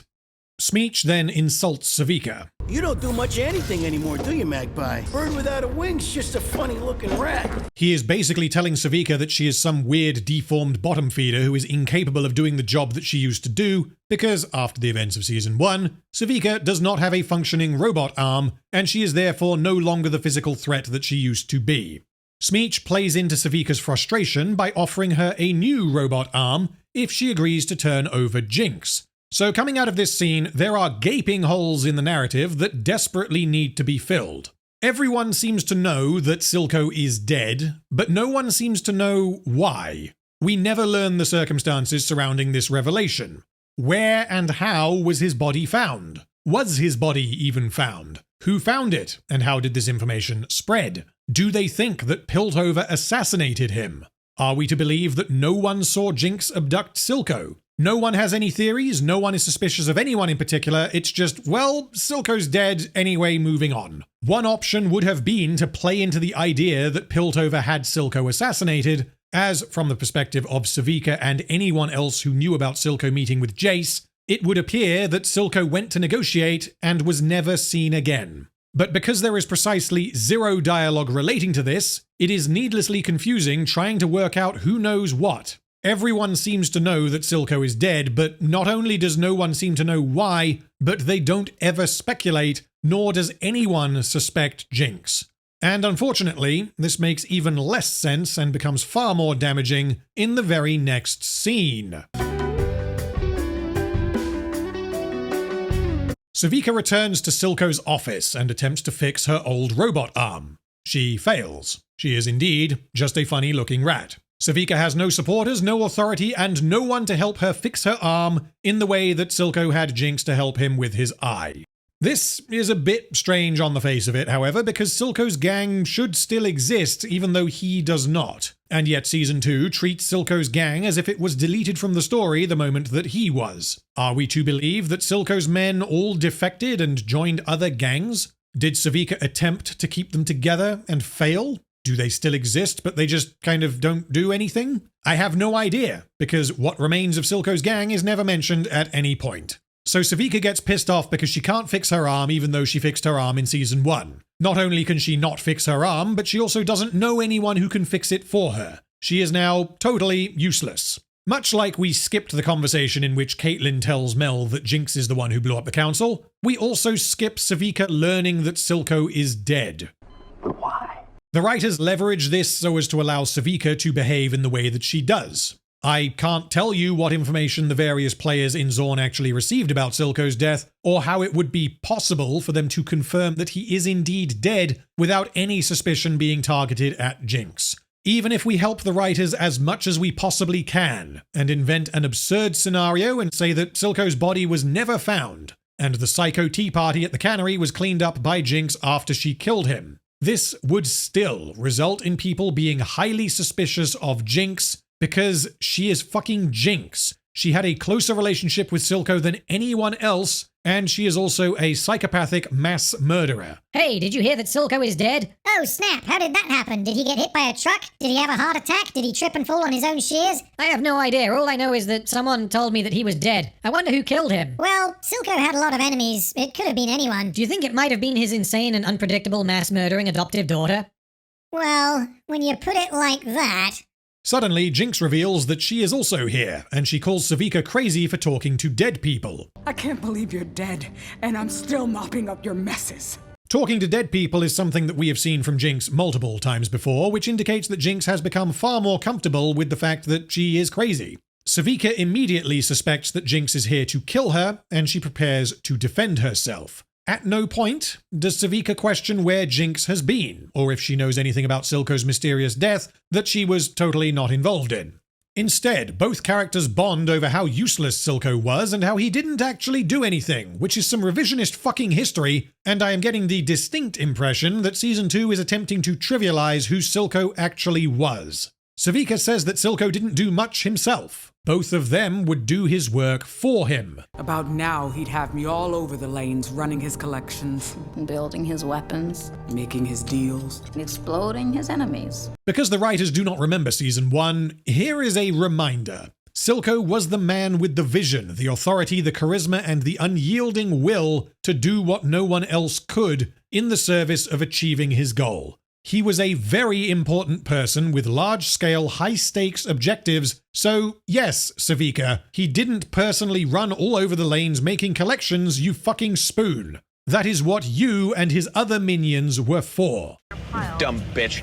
Sevika then says, all his plans, everything we built. The hell we supposed to do now? Sevika is pissed off that Silco's legacy was for nothing, and all of the hard work that he put in that actually he didn't put in because everyone else did Silco's work for him has now gone to waste. The gaping fucking problem with this is that, okay, fine, Sevika doesn't know that Jinx is the reason why Silco is gone because the writers hid all of this information off screen and expected me not to ask questions. Fine, I see what you're doing, but okay, sure. Even if we just ignore that revelation, Sevika must know that Jinx nuked the council, because at tremendous risk of stating the obvious, the building has a fucking hole in it. And Piltover subsequently flooded Zaun with wanted posters looking for Jinx. This means Sevika must know that Jinx nuked the council. This means Sevika must know that Jinx is the reason why all of Silco's hard work that he didn't do himself has gone to waste. But okay, fine, maybe Sevika is retarded and she doesn't connect the dots. Maybe she thinks that the enforcers are looking for Jinx because she didn't pay a parking fine. Would it maybe be a good idea to ask Jinx about all this? To maybe have a discussion that pertains to the state of the world as it currently exists? Unfortunately, the answer is no. Because although Sevika has very good reasons to believe that Jinx is responsible for fucking everything up, as she did in Season 1, and Sevika had a rather significant problem with Jinx's behavior in Season 1, and Silco's downplaying of the chaos she was causing. In other words, although Season 2 tries desperately to make us forget, Sevika and Jinx have a history. A history that mostly involves Jinx fucking everything up because she is a crazy person, and Sevika getting increasingly pissed off with her as a result. Suddenly, the Council of Piltover explodes. Silco is presumably found in a dumpster, and then Jinx disappears. Then Jinx shows up in Silco's office like, "Hey girl, let's bond over how useless Silco was." Sevika, as depicted in Season 1, would, justifiably or not, immediately jump to the conclusion that Jinx has fucked everything up once again before grabbing her by the balls and demanding to know what happened. Let's say that I went shopping and then I came back home and my wife was dead. The idea that maybe I was responsible for killing my wife would obviously cross people's minds, regardless of the fact that I love my wife. Sevika may well know that Jinx loves Silco and would never hurt him, which I still think is a stretch, but anyway. But all of this requires that Sevika never even considers that Jinx was responsible. If the writers wanted to team these two up, then they could have. But what they should have done is have Sevika react in character and be like, where the fuck have you been and what happened to Silco? And for Jinx to somehow convince Sevika that she was not responsible, which would obviously require that she lie. Instead, Sevika never learns at any point that Jinx killed Silco. This discussion never takes place. The council knows, or at the very least they know that they did not kill Silco, and so one would think they would be directly motivated to inform Zaun that Piltover was not responsible, so as to dissuade any potential acts of vengeance that may be launched in their general direction. But the council isn't allowed to act in accordance with its best interests, because if it did, Sevika kills Jinx. But even if Sevika does not know that Jinx killed Silco, she still fucking hates Jinx. The last time they were in the same room as each other, Jinx attacked her, tried to kill her, and then decided to humiliate her by stringing her upside down and covering her with paint. Sevika told Jinx that Vi was back, hoping that Jinx would freak the fuck out, and that this would cause Silco to come to his senses. She absolutely knows that Jinx is emotionally unstable, and the revelation that Silco lied to her about Vi would be a reason for Jinx to kill Silco. Sevika thinks that Jinx is a complete liability, and her mere existence threatens any prospects that she may have for Zaun. So I find it equally unbelievable that Sevika never acknowledges that Jinx has nuked the council, because if Sevika was aware of either of these facts, she would personally want to kill Jinx if for no other reason than to ensure that she doesn't destroy everything Sevika cares about. And so after 4 minutes of screen time, Sevika is now annihilated. Mission accomplished. In response to Sevika asking what they are supposed to do now, Jinx says, "Watch it all burn." And Sevika responds, "No!" Except that no she doesn't, because this character is not Sevika. There is no reason why this would convince Sevika of anything. Jinx wanting to watch it all burn makes sense for her, given Silco's words to her at the end of Season 1. The Topsiders offered me everything. Everything! Independence, a seat at the table, all in return for you. They can all burn. And this confirms that Jinx doesn't care about Zaun or Piltover, she is only interested in causing mayhem. But Sevika doesn't want to watch anything burn. She is the opposite of Jinx in that she is not interested in randomly causing chaos for shits and gigs. Sevika wants some degree of unity and order within Zaun, and she was fully supportive of Silco's objective in Season 1 to establish Zaun as an independent state. But actually, no, because from this point on, Sevika is little more than a minion of Jinx, which means the writers have lobotomized what was once an excellent character. Meanwhile, Viktor hallucinates Skye. What we know for certain at this point is that Skye was disintegrated by the Hex Core in Season 1. If we dig a little deeper, we can speculate that Skye could have been in some way absorbed by the Hex Core, which may mean that her consciousness exists inside the Hex Core that is now inside Viktor. There are a few options with regard to Skye, and whether this is actually Skye or an abstract representation of Viktor's humanity, or a manifestation created by the Hex Core so as to manipulate Viktor. So as to not get bogged down in what-ifs that will require that I reference future events, I will hold off on this discussion until Act 3. So Viktor wakes up and is now entirely robot-y. The goo wall has taken all of his humanity, with the exception of his face, which is the last thing to go later in the series. As he picks up his walking stick, it also becomes gooey, showing us that Viktor is able to modify things when he interacts with them. What appears to have happened is that the Hex Core adapted to Viktor's injuries and healed him. Viktor is, however, unhappy because Jayce promised that he would destroy the Hex Core, and Viktor believes that he should have died. Jayce replies that actually, Heimerdinger was wrong, even though everything until this point in the story should have convinced him that Heimerdinger was right. The show glosses over this very quickly, which is partly why Jayce's actions seem like utter fucking nonsense.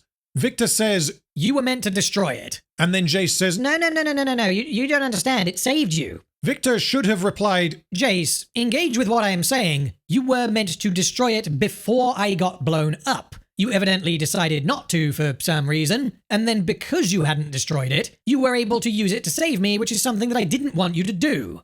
Jayce and the writers seem to be of the view that actually it's okay that Jayce broke his promise because it turned out after the fact that breaking his promise saved Viktor's life. But that is, of course, not how justifications work.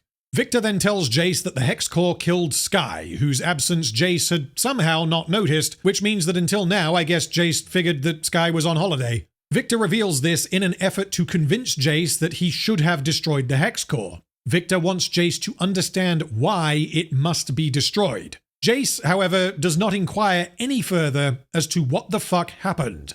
Viktor just drops on him that the Hex Core killed Skye, and Jayce is like, "Oh dear," as if this is a thing that he understands but considers tragic. His reaction should have been, "What the fuck? What do you mean it killed Skye? How can the Hex Core kill people? What were you both doing with it?" But this conversation is yet another conversation that simply does not happen. Jayce instead says that he will resign from the council and dedicate himself entirely to doing science with Viktor.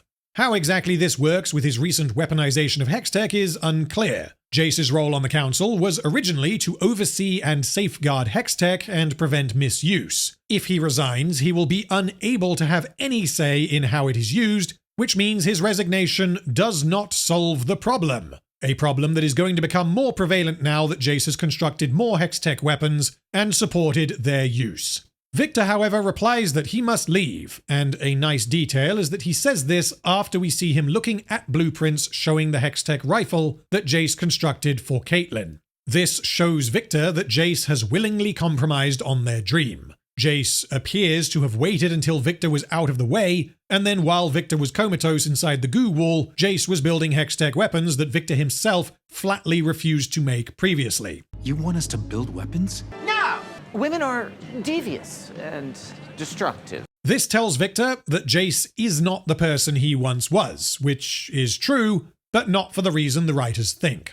Moments after saying, "You should have destroyed the hex core," Viktor says, "Also bye," and then he leaves the room with the hex core inside of him. Oh no. So I guess Viktor changed his mind?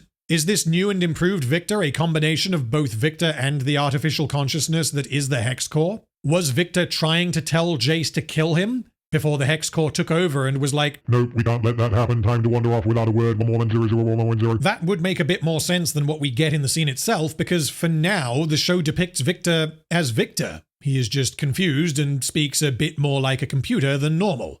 Jayce then chastises Viktor for turning his back on everything, whilst simultaneously planning to turn his back on his responsibilities as a counselor. He lets Viktor go after knowing that the hex core that killed Skye is inside him and might be controlling him. He doesn't put up a fight, he simply lets Viktor wander off. He doesn't follow him, he has no idea what Viktor has become, or if he will even remain alive. Jayce has no idea what Viktor is, what Viktor wants, or if Viktor is even Viktor. There is no discussion. He has put the hex core in Viktor, it has been revealed that the hex core kills people sometimes, and then Viktor just leaves, and Jayce is like, oh no. And he is prevented from saying any more words to Viktor, because the scene is over. Now we rejoin the Firelights. They are blindfolding people and bringing them into the hideout. This seems like a very dumb thing to do. Yes, Echo and the Firelights want the Undercity to be safe, but Silco previously and any of the other Chem-Barons now could easily send a mole to locate them. If the Firelights were an entirely isolated society that lived on an island and did not allow outsiders in, then this would be somewhat believable, provided we accept that this location both exists and is hidden to begin with, which was the case in Season 1. If the Firelights run humanitarian operations inside the Undercity and find needy Zaunites to bring to the Promised Land, then this means they are not isolated. Silco and Marcus's inability to locate the Firelights was a major plot point in Season 1, but actually all they needed to do was pay a few hobos and wait. We are expected to believe that someone with the intelligence and the resources of Silco was unable to locate the Firelights' hideout, despite the fact that they appear to routinely let people inside. Needless to say, this damages the intelligence of Silco and the believability of the setting.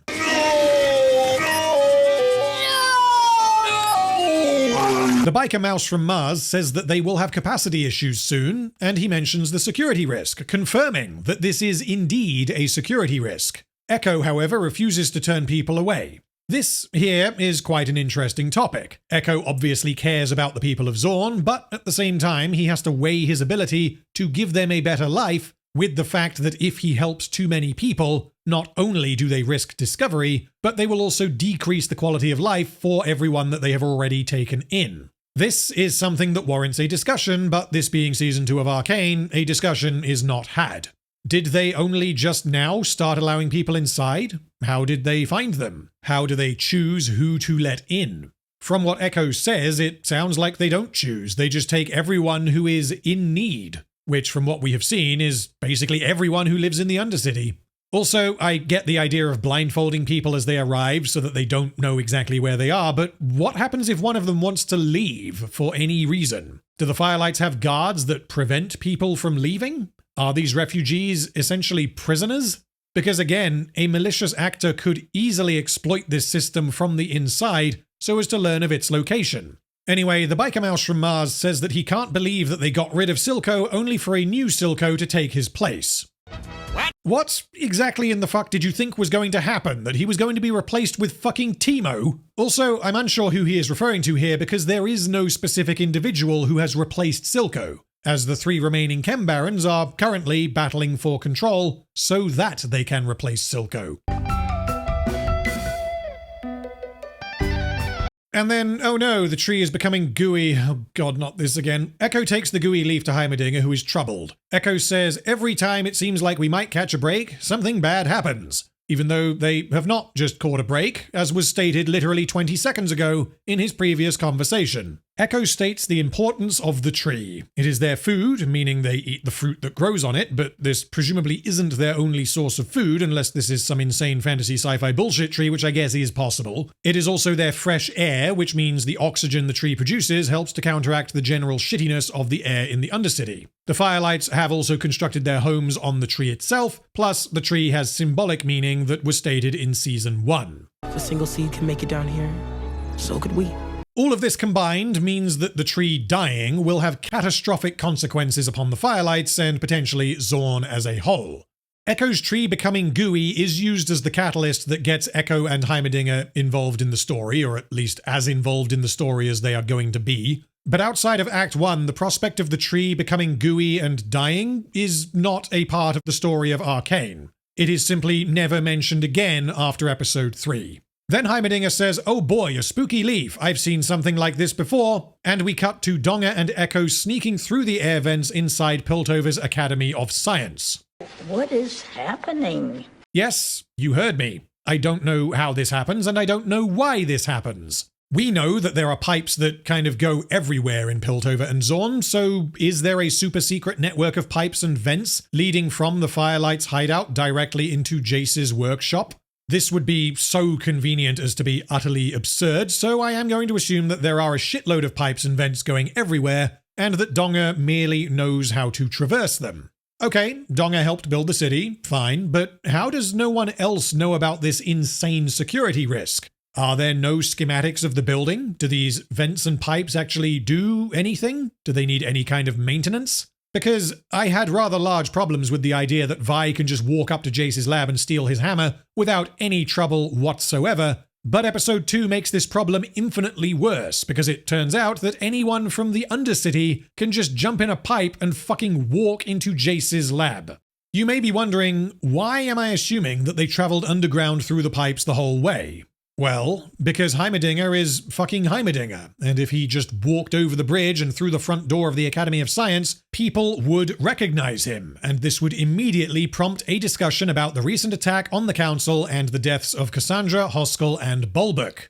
And because Heimerdinger is now a silly cartoon person, the writers have precisely zero interest in having that discussion, which is why Heimerdinger never acknowledges nor does he react to the deaths of his ex-colleagues. This is likely the reason why the writers inserted this sequence in the air vents, because, as Echo points out, Heimerdinger essentially owns the Academy of Science, and so he could absolutely just walk into Piltover and head to Jayce's lab. The reason he didn't do this is because the writers have decided that bad, tonally inconsistent comedy is preferable to serious character-focused drama.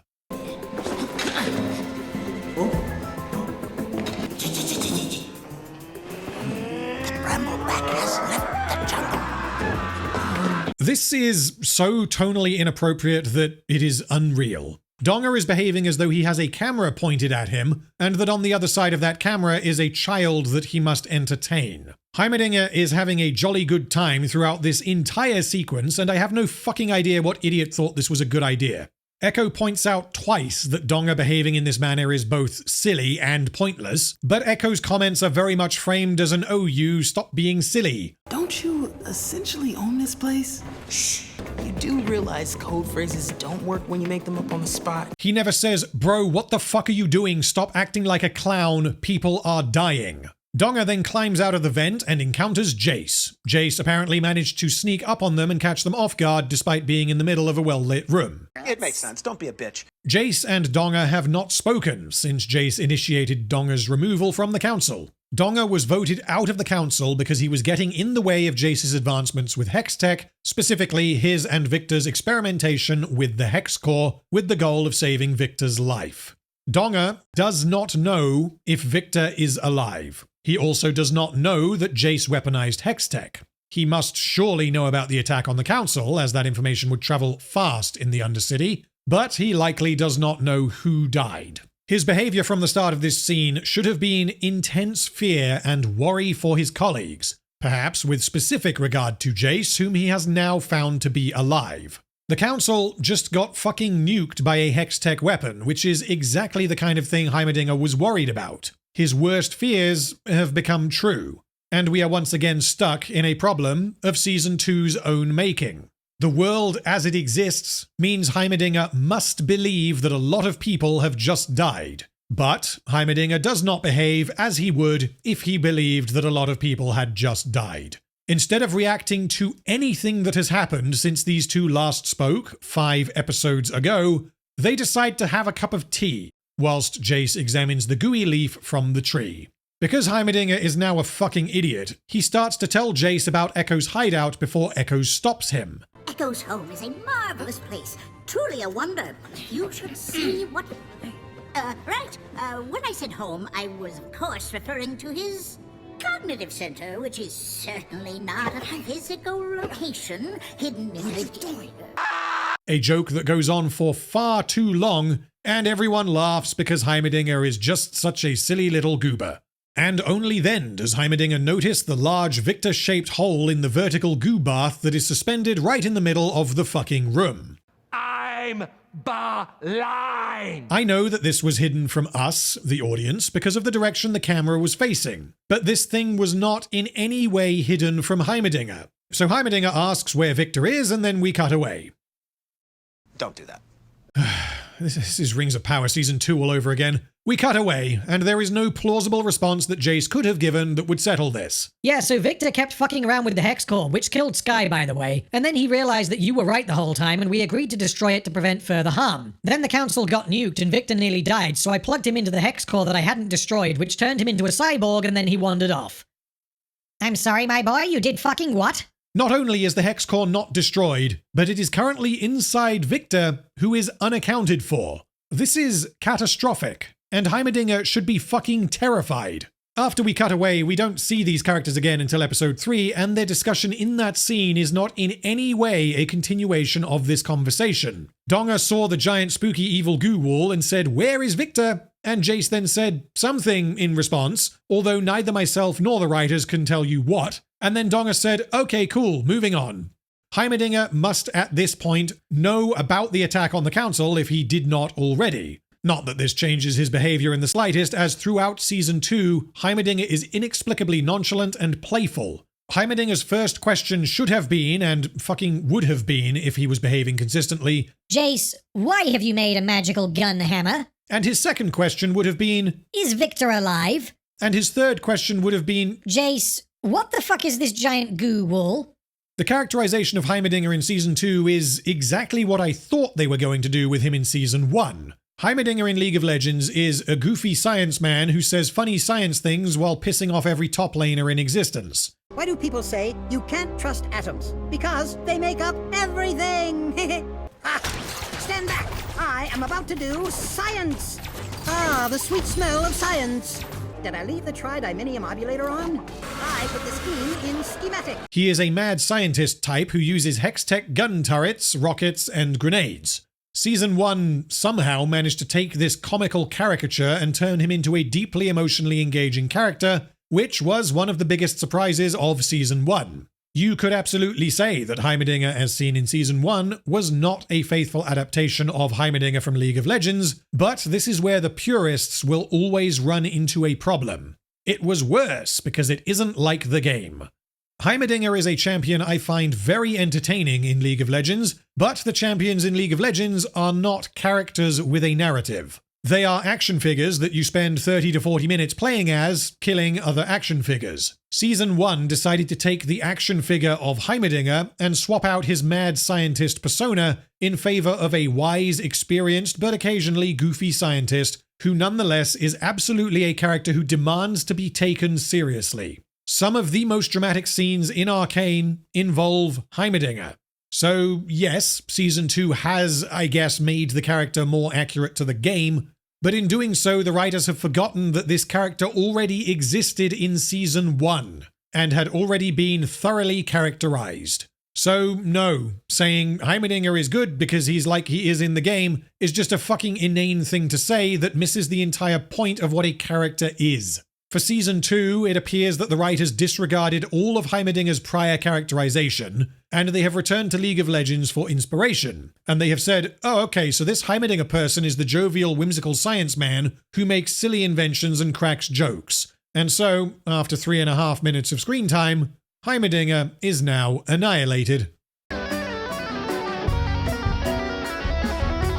We then see Jinx inside the arcade that she and her friends used to hang out in as children. She dismantles the boxing machine and constructs what is later revealed to be a new robot arm for Sevika.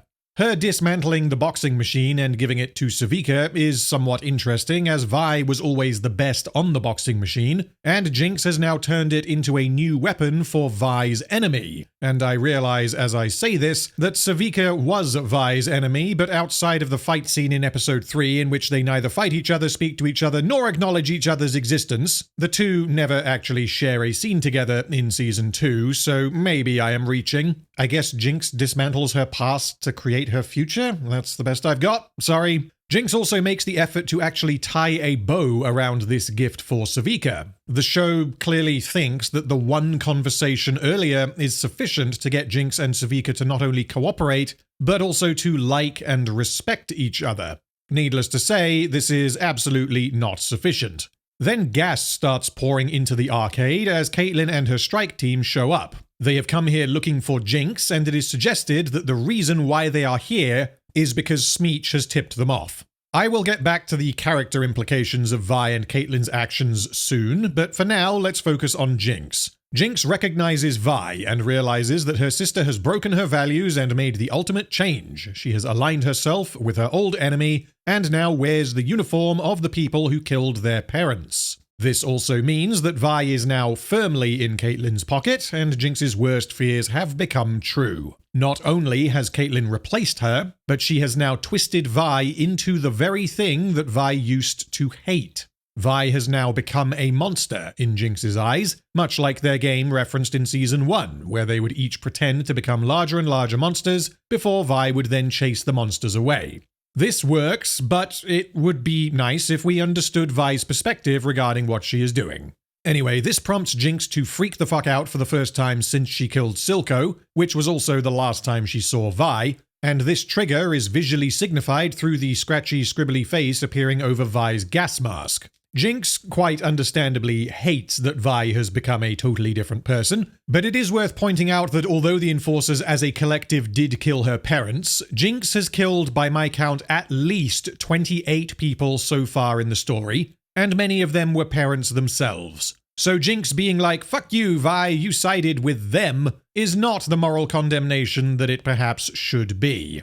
In spite of the fact that the Grey is highly toxic and seems to take effect almost immediately, Jinx manages to breathe this toxic air for a remarkably long time. Approximately 4 minutes in total. She does cough, but not loudly or consistently enough to be heard. This is meant to be the same toxic air that Silco used in Season 1 against the Chem-Barons, and that suffocated multiple underlings earlier in the episode. But I guess the writers are relying on that one time when Jinx got injected with Shimmer, which means that Jinx doesn't need to breathe as much as us regular people. Jinx then aims her pistol at Vi but does not fire. She sheds a tear and is nearly discovered before she tricks them by activating the shooting gallery and escaping. Because the Enforcers are thoroughly good at their jobs, and because Caitlyn's strike team is the elite of the elite, all 5 of them are inside the arcade, and none of them are watching the door. After making her improbable escape, Jinx screams in frustration, but none of the Enforcers hear her. It is somewhat unclear how far she is from the arcade. Given the fact that Smeech and his men are hanging around nearby just in case the Enforcers fail to apprehend her, the impression given is that this next sequence takes place just around the corner from the arcade. But this can't be the case because we are about to get an extended fight scene, complete with multiple gunshots, explosions, and fucking fireworks. And yet no Enforcer shows up at any point. The only way to make sense of this is to say that Jinx ran for multiple city block equivalents whilst struggling to breathe, and she accidentally bumped into Smeech, who was waiting here in some other part of Zaun for some reason. But even that doesn't fucking work because Sevika is about to show up to rescue Jinx, and her reason for being here is that she overheard Smeech saying that he told the Enforcers where to find her. which means they are either right next to or relatively close to the arcade, which means every member of Caitlyn's elite strike team is fucking deaf. What the fuck? Anyway, Smeech and 2 of his minions ambush Jinx before searching and disarming her. I have no idea how Smeech and his minions are able to overpower Jinx, because whenever the plot requires, she seems to be able to go all shimmery and then everyone dies. Smeech wonders if Silco ever saw Jinx cry, and she replies that he saw her cry on 2 occasions, when he met her and when she killed him. This is a revelation to Smeech, who was entirely unaware that Jinx had killed Silco. This is also confirmation that apparently no one in Zaun knows that Jinx killed Silco other than Jinx herself, which is fundamentally unbelievable, as I have already been into. So then Sevika shows up and shoots the hat off of one of Smeech's men. She is using one of Jinx's guns, and this is notably the first and last time that Sevika ever uses a gun. The first and last time that Silco used a gun was quite an interesting moment, as his final act before being mortally wounded was to shoot Jinx's pistol at Vi. As Silco was never shown to use guns, this was an additional way that the writers showed how Silco was not at all in control, and how abnormal this was for him. Additionally, him trying to wield Jinx's weapon is what causes his own death, which parallels the fact that Jinx herself was his undoing. In the case of Sevika using Jinx's pistol, all I can say is that it shows that Sevika is now on Team Jinx, and that Sevika is an idiot for not showing up with any kind of plan. She is only here because I guess Smeech was talking about capturing Jinx, and Sevika just so happened to be nearby, which makes Jinx not being captured here reliant entirely upon blind luck, and it means that Sevika's plan was to show up without a weapon of any kind, and then, oh, look, it's Jinx's pistol on the floor. Well, lucky me, I guess. Now I can actually do something other than stand here like a funny-looking rat.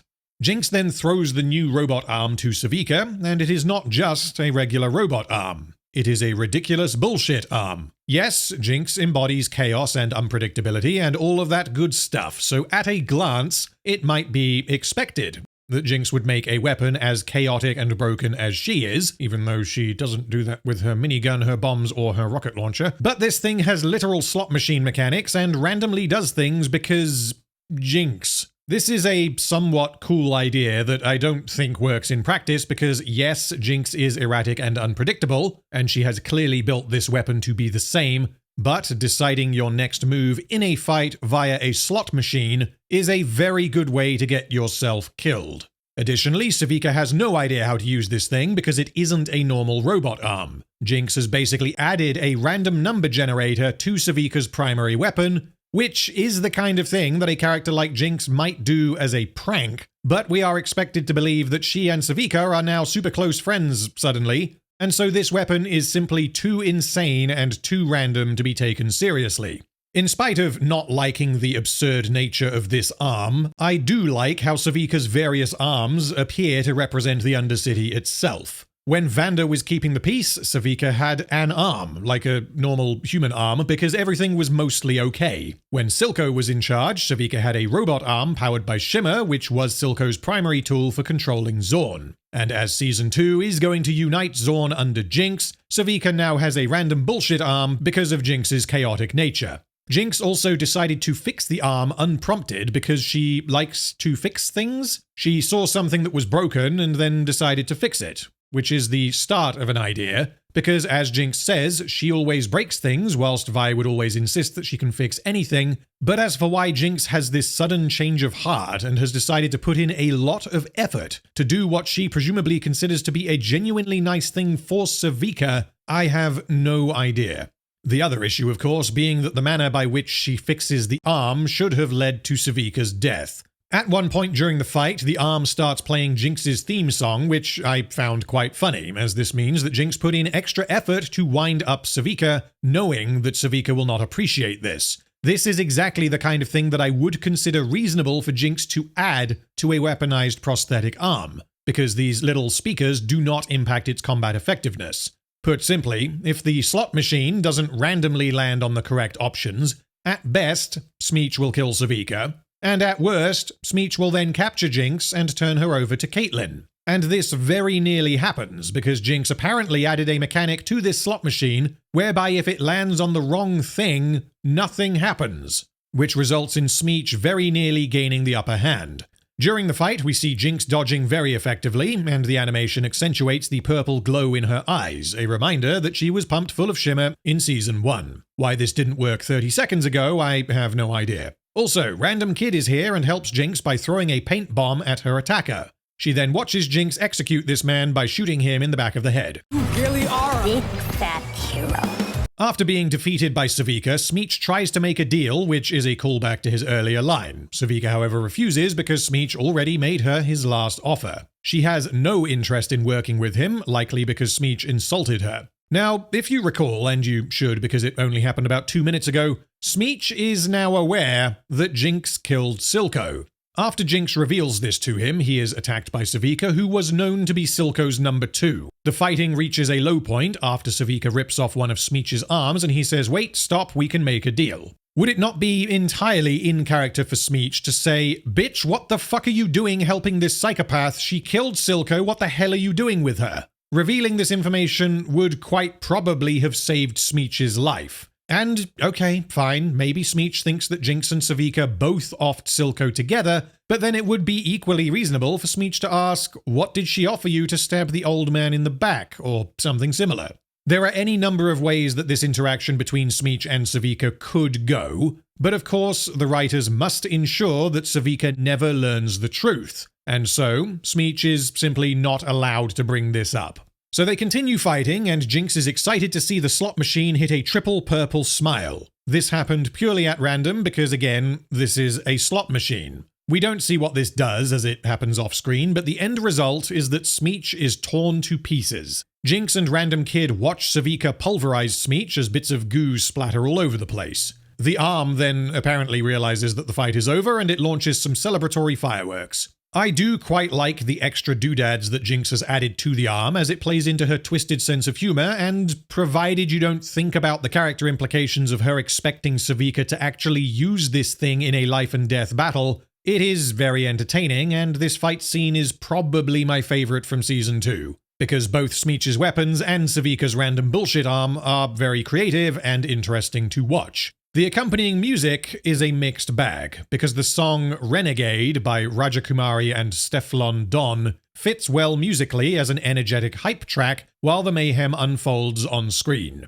Unlike certain musical choices later in the series, the tone of this particular fight scene is very clearly, and very appropriately, "Look at how awesome this is, holy shit, Sevika has a new arm, isn't this cool?" But the lyrics to this song rather confusingly reference how Stefflon Don is a bad bee from the east, referencing East London, how she's good at bussin', which apparently means kissing, and yes, I did have to look that up, before making multiple references to guns, which I am not going to read because I'm not exactly an expert in the field of hip-hop vernacular. This is largely complete nonsense because although Smeech's 3 goons do get shot, the vast majority of the fighting in this scene does not involve guns.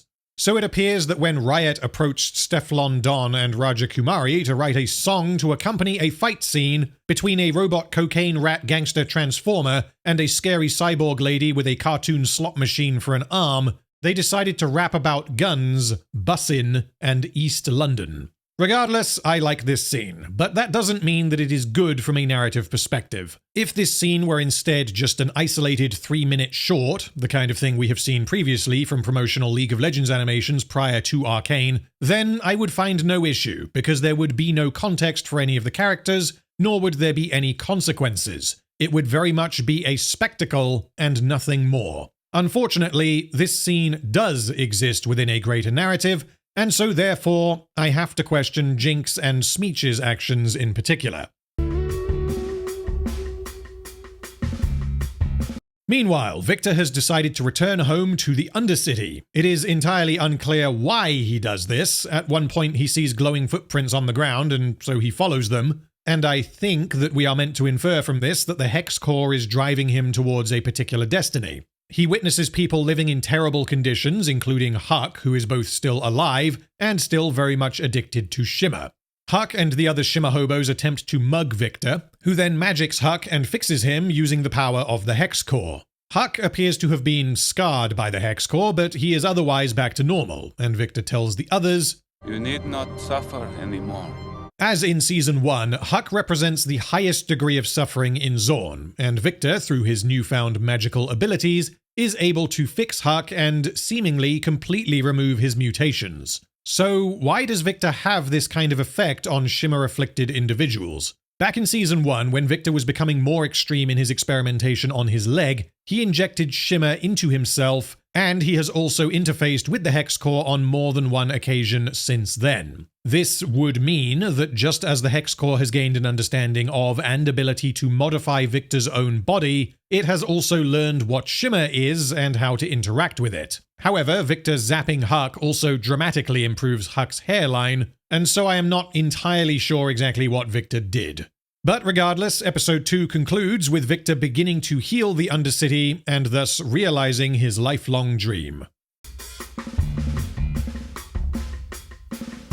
At the start of Episode 3, we open with a flashback showing us what Caitlyn did at the end of Episode 1 with the Girlman key. She learns about the Grey via a voice recording and a series of slides created by her mother. Presumably, Cassandra did not specifically prepare this message for Caitlyn, which means Caitlyn has spent some time digging around in her mother's archives and found something that she can use. We learn that these toxic fumes came about due to the rise of industry in the fissures, which presumably means the fissures are a geological anomaly, and when mining operations began, this caused these pockets of gas to be released into the city. The other possibility is that the Grey is simply exhaust fumes from the various factories within the Undercity, which is certainly more in line with Smeech's earlier description of factory smog trapped underground. Either way, it is unclear if this was caused by Piltover being careless about their underclass, or if the underclass themselves began creating factories and mining into the fissures of their own accord.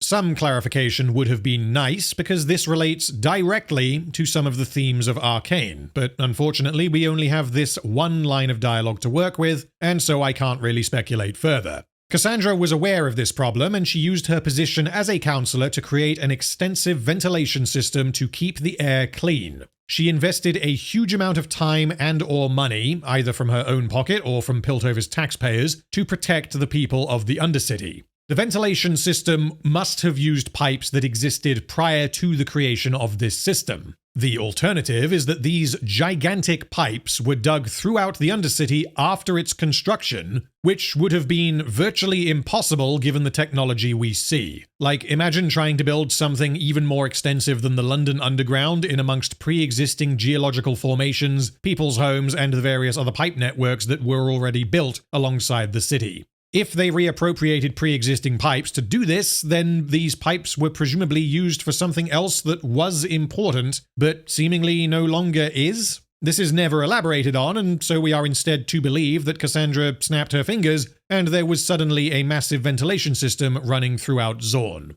The way ventilation systems typically work is that clean air is moved in as polluted air is moved out, and this can be done using vents, fans, or by relying entirely upon variable air density. This image here, however, seems to suggest that Cassandra's ventilation system instead redirects all of the harmful gases from the fissures into a giant cave, which presumably then contains decades worth of highly pressurized poison gas. The way Caitlyn uses the Grey suggests that she just has it on tap, and she can open a valve anywhere in Zaun, and then have immediate access to as much as she needs.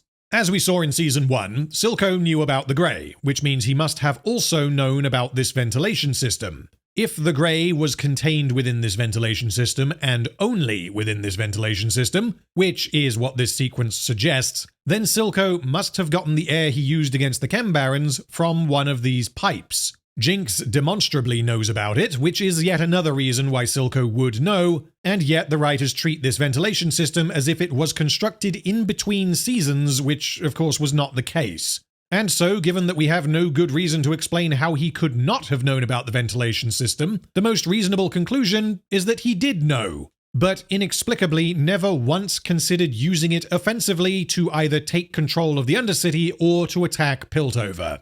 The existence of this ventilation system, therefore, damages Silco as a character. But okay, maybe you need to have the Girlman key to gas Zaun, which is not an idea presented in the show, but just as a hypothetical, then this would still not fix the problem, because if Silco even knows about this system, he could sabotage it. And additionally, it would be rather strange for Caitlyn's mother to leave her a key that allows her to gas Zaun if she is having a particularly rough day. Additionally, much of the drama in Season 1 is undermined by retconning in this ventilation system, and there is no way that Season 1 was written with this in mind. For one example, given the Council's general attitude towards the Undercity, and given the stakes at the time, it is unbelievable that they did not threaten or consider threatening to use the gas against the Undercity after Jinx stole the gemstone in Episode 4. As we learn in Season 2, in the event of a major crisis, Piltover are able to use toxic gas as a weapon against the Undercity, and they are also willing to do this. Now, we need to have ourselves a little discussion about chemical warfare, because as I have alluded to a few times, Caitlyn has decided to gas the Undercity. The Grey causes substantial harm to anyone who breathes it for any length of time, and given that Caitlyn has access to her mother's files, she will have substantial information on this very topic. And before you say, well, she obviously wouldn't bother to research it because she just wants to kill Jinx. No, you are wrong. She must have learned enough to understand what the gas will do to people, otherwise she would not use it. Caitlyn, therefore, has to know what effect this stuff will have on you if you breathe it in. This means that because Caitlyn forgot that Jinx was acting alone when she bombed the Council, and because Jayce covered up the true reason for the attack at the Memorial, Caitlyn has become a turbo revenge monkey who uses chemical warfare against civilians. You went full retard, man. Yes, she might be targeting gangsters and criminals, but gas attacks are not known for their precision. And so, the writers have just given Zaun a perfectly valid reason to hate Piltover until the end of time. As if I even need to say this, gassing Zaun and forcing your way in is an insane escalation of tensions. Caitlyn evidently thinks that this is a better option than, oh, I don't know, how about fucking telling Zaun that Jinx killed Silco, and then the problem resolves itself. And if that wasn't bad enough, Vi is also evidently on board with this. Vi never questions Caitlyn's tactics regarding the weaponization of the Grey. This means not only did Vi decide to become an enforcer off-screen, but she also made the decision to gas her own people off-screen. This, to me, might be considered kind of a step backward. One good reference point for Vi's apparent change in values is Silco in Season 1. Silco was defined by his desire to establish the independent nation of Zaun. Throughout the season, he grows to love Jinx as a daughter, and in a fantastic development in the final episode, Silco is presented with the ultimate challenge to his values. Will he give up his daughter to achieve independence for Zaun? And by the end of the episode, we learn that the answer is no, he will not. I never would have given you to them. Not for anything. Silco is a thoroughly developed and complex character, and so the audience is able to understand why Silco would change his mind. And there are many scenes in Season 1 that relate specifically to Silco's relationship with Jinx. When Silco decides to decline Jayce's offer, we understand why. Conversely, the writers did exactly zero work convincing us that Vi would put on an enforcer uniform and gas her own people, despite this being the antithesis of what she would have done in Season 1. I need to stress this because of how utterly fucking insane it is. Vi grew up in Zaun. Zaun is her home. She has friends in Zaun who are still alive and well. But even if none of this were true, Vi still has a moral compass. Caitlyn might have become a psychopath, but Vi stated in Episode 1 that she wanted Caitlyn to call off the attack so that people didn't get hurt. And we are expected to believe that Caitlyn said to Vi, okay, so now that you've put on your enforcer uniform, it's time to gas the Undercity. And Vi then replied, okay. Vi should have and fucking would have reacted with unmitigated horror when Caitlyn's intentions became clear. But, because Caitlyn's intentions become clear off-screen, the writers are able to conceal what should be a deal-breaker for Vi. And so, after 15 minutes of screen time, Vi is now annihilated. Mission accomplished. I also think it is entirely reasonable to suggest that Jayce must have been okay with this plan, unless Caitlyn lied to him about her intentions. But because Jayce and Caitlyn do not say a single fucking word to each other outside of Episode 1, I can't say for sure. The tone of this entire music video sequence is, in a word, fucked. The animation is vibrant and flashy, and speaking from a purely aesthetic perspective, this is one of my favorite animated sequences in the entire show, and the accompanying music is a pumping, energetic electronic banger, and is the kind of thing that I might listen to when working out. This is a hype track that gets your blood pumping. As we all know, the problem with gas attacks in World War I is that they weren't accompanied with a bopping musical montage to make them seem really awesome.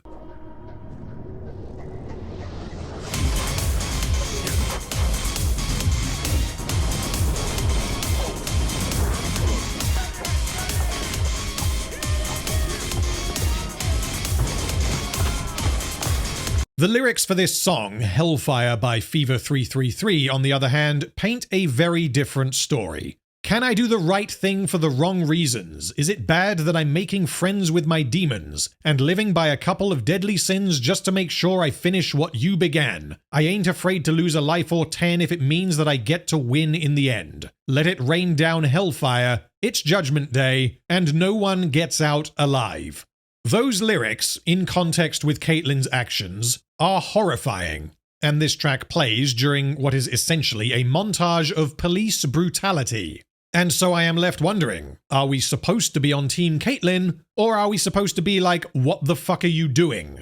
Is the point of this sequence that we are meant to be tricked into being on Caitlyn's side? Is this a similar concept to what they did in Season 1 when Jayce fought the Chem Tank guards and accidentally killed a child? Are we meant to think that this is totally awesome when it is, of course, not? If so, this would be an interesting creative decision, partly because the moral implications of a vigilante attacking a drug den are not at all the same as a team of cops gassing a city, and partly because the moral perspective of the show during the Jayce sequence in Season 1 is crystal fucking clear, because when Jayce accidentally shoots a child, the music stops, and Jayce's reaction to this is that he is absolutely horrified.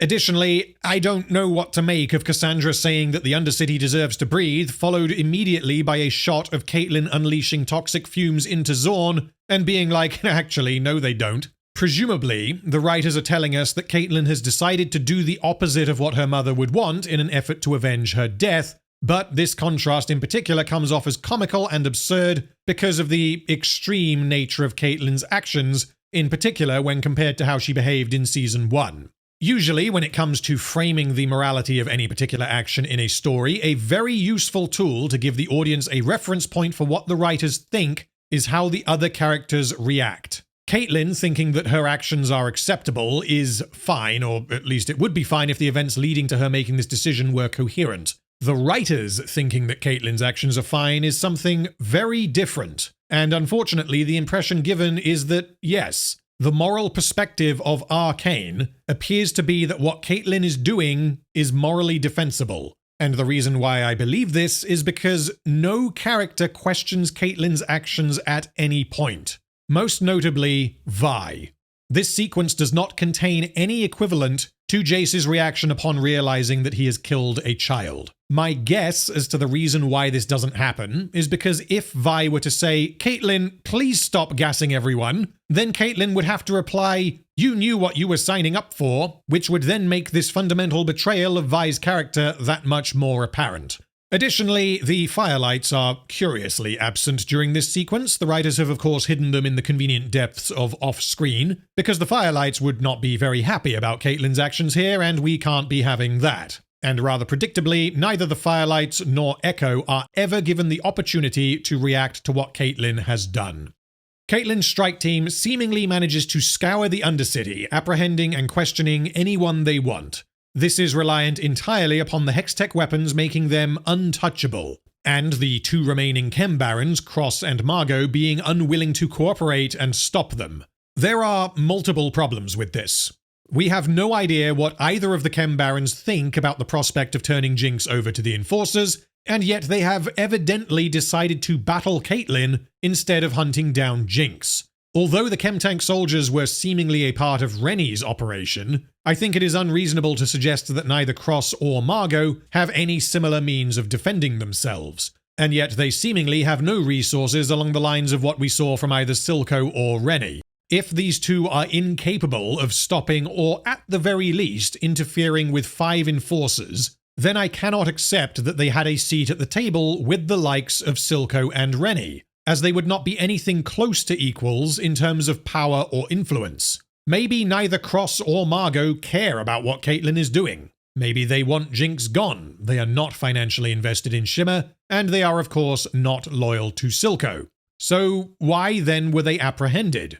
Caitlyn's first objective was to find Jinx, which Margot and Cross would not prevent them from doing. Caitlyn's second objective was to dismantle Shimmer, and neither Margot nor Cross appear to be invested in Shimmer. Margot appears to deal in pleasure, and Cross appears to deal in information. Caitlyn's third objective was to eliminate anyone loyal to Silco, which needless to say does not apply to Margot or Cross. So because this narrative beat occurs during a music video, we are very limited on information. I can't tell you why Margot and Cross tried to stop Caitlyn, nor can I tell you why they were unable to stop Caitlyn. The only thing I can draw from here is to say that Caitlyn has a Hextech rifle, so she can't be stopped. Anyway, Cross and Margot get captured during this music video sequence, and that is the last we ever hear from them. Caitlyn and her team find Smeech's accountant that Jinx has trapped. He informs them that Jinx is planning something big inside the pipe network, and Jinx is clearly using this guy to lure Vi and Caitlyn to her for her grand finale. Vi seems to have a problem with Caitlyn's method of interrogation, specifically when she aims her gun at the man while he is struggling to talk due to, all of the toxic gas he has inhaled, which is not the kind of behavior we would have expected from Caitlyn in Season 1, but as Caitlyn in Season 2 has been using toxic gas as a weapon indiscriminately, Vi having a problem with one and not the other is utter fucking nonsense. She seems to think that Caitlyn is crossing a line, but we are so far over that line that we are on another fucking planet. We even get this close-up of Caitlyn's finger moving towards the trigger, which indicates that Caitlyn is considering just blowing this guy's head off, I guess. Jinx has clearly left this man here accompanied by these dolls and a whole load of paint. She has also literally painted big arrows pointing in the direction that Vi needs to go, as if this is wacky fucking races. Whether Jinx would be this overt about trying to trick her sister is one question, but the main issue I take is that neither Vi nor Caitlyn recognizes that they are obviously walking into a trap. Caitlyn then has Smeech's accountant arrested, and I don't know why she does this because they captured this man in episode 2, but then I guess they let him go again and now she's decided to arrest him? Has she arrested anyone else, or did this man just draw the short straw? Anyway, Vi seems to think that she is going too far, and she asks if they can have a chat in private. Oh boy, are we finally going to get some insight into what each of them thinks about what they are doing? Well, this being Arcane Season 2, the answer is no. It turns out that the reason why Vi wants to speak to Caitlyn in private is because she thinks that they should send the other members of the strike team back to Piltover. She says that if Smeech's man was telling the truth, Jinx will have surprises in store for them. In a transparently manipulative move from the writers, they have Vi say, "Hey, so we've nearly found Jinx, so let's ditch 60% of our team. Jinx didn't fuck around with their nerves before, but I promise she will this time." So as to get rid of the extras for the big climactic battle. To recap what just happened, they found a bunch of little dolls of themselves with their intestines hanging out, and also a guy who said that Jinx is planning something big. Caitlyn is very rough with this guy and apparently considers executing him on the spot before having him arrested. And Vi's problem with this sequence of events is that she thinks they are better off going after Jinx with just the two of them. I don't know how to explain how nonsensical this is. Vi doesn't care at all that Caitlyn has become an abusive psychopath with no regard for anything other than killing Jinx. Vi believes that Girl, Fishman, and Shieldman are going to become a liability. Maybe you should have thought about that before bringing a fucking rookie on this insanely important and dangerous mission. Vi believes that Jinx will exploit Girl, Fishman, and Shieldman's anxiety and nervousness as a tool against them, forgetting that Jinx has no idea who these three idiots are, whereas Jinx does know a fair bit about Caitlyn, and so if anything, Caitlyn should be sent home. Of the 5 of them, the 2 that I would consider the most likely to be able to bring down Jinx would be Vi and Shieldman, because Girl is a junior officer and also a Noxian mole. Fishman is, and Caitlyn is devolving into the same monster that she is here to take down. Vi then says that everyone in her life has changed, and she wants Caitlyn to promise that she will not change. Are you fucking serious? Do I need to go through the absurd changes in Caitlyn's character since the start of Season 2? She is a super detective and yet doesn't notice the obvious signs of bullshit in the council chamber. She forgets that Jinx was working alone. She forgets that Vi might have a problem with becoming an enforcer. She decides to escalate tensions dramatically instead of covertly hunting Jinx, instead electing to attack Zaun with chemical weapons, and she considers executing a prisoner. And yes, obviously she is emotionally shattered after losing her mother, but that is not a catch-all justification for this deranged behavior. But either way, Vi has evidently not noticed or not cared about any of this, and only now she says, hey, please don't change, as if this is anything close to the same character that Vi knew from Season 1. It is somewhat unclear exactly how much time has passed, but from Caitlyn first meeting Vi to the end of Season 1 was probably about a week at most. They go into Zaun, get attacked by Sevika, heal Vi with Shimmer, escape from Silco, and get abducted by the Firelights. They then returned to Piltover, spoke to the council, everyone got abducted, and then Jinx exploded the council. This will all have taken place over a relatively short amount of time, as there is not really anything that implies that everyone took a week or a month off in between plot points.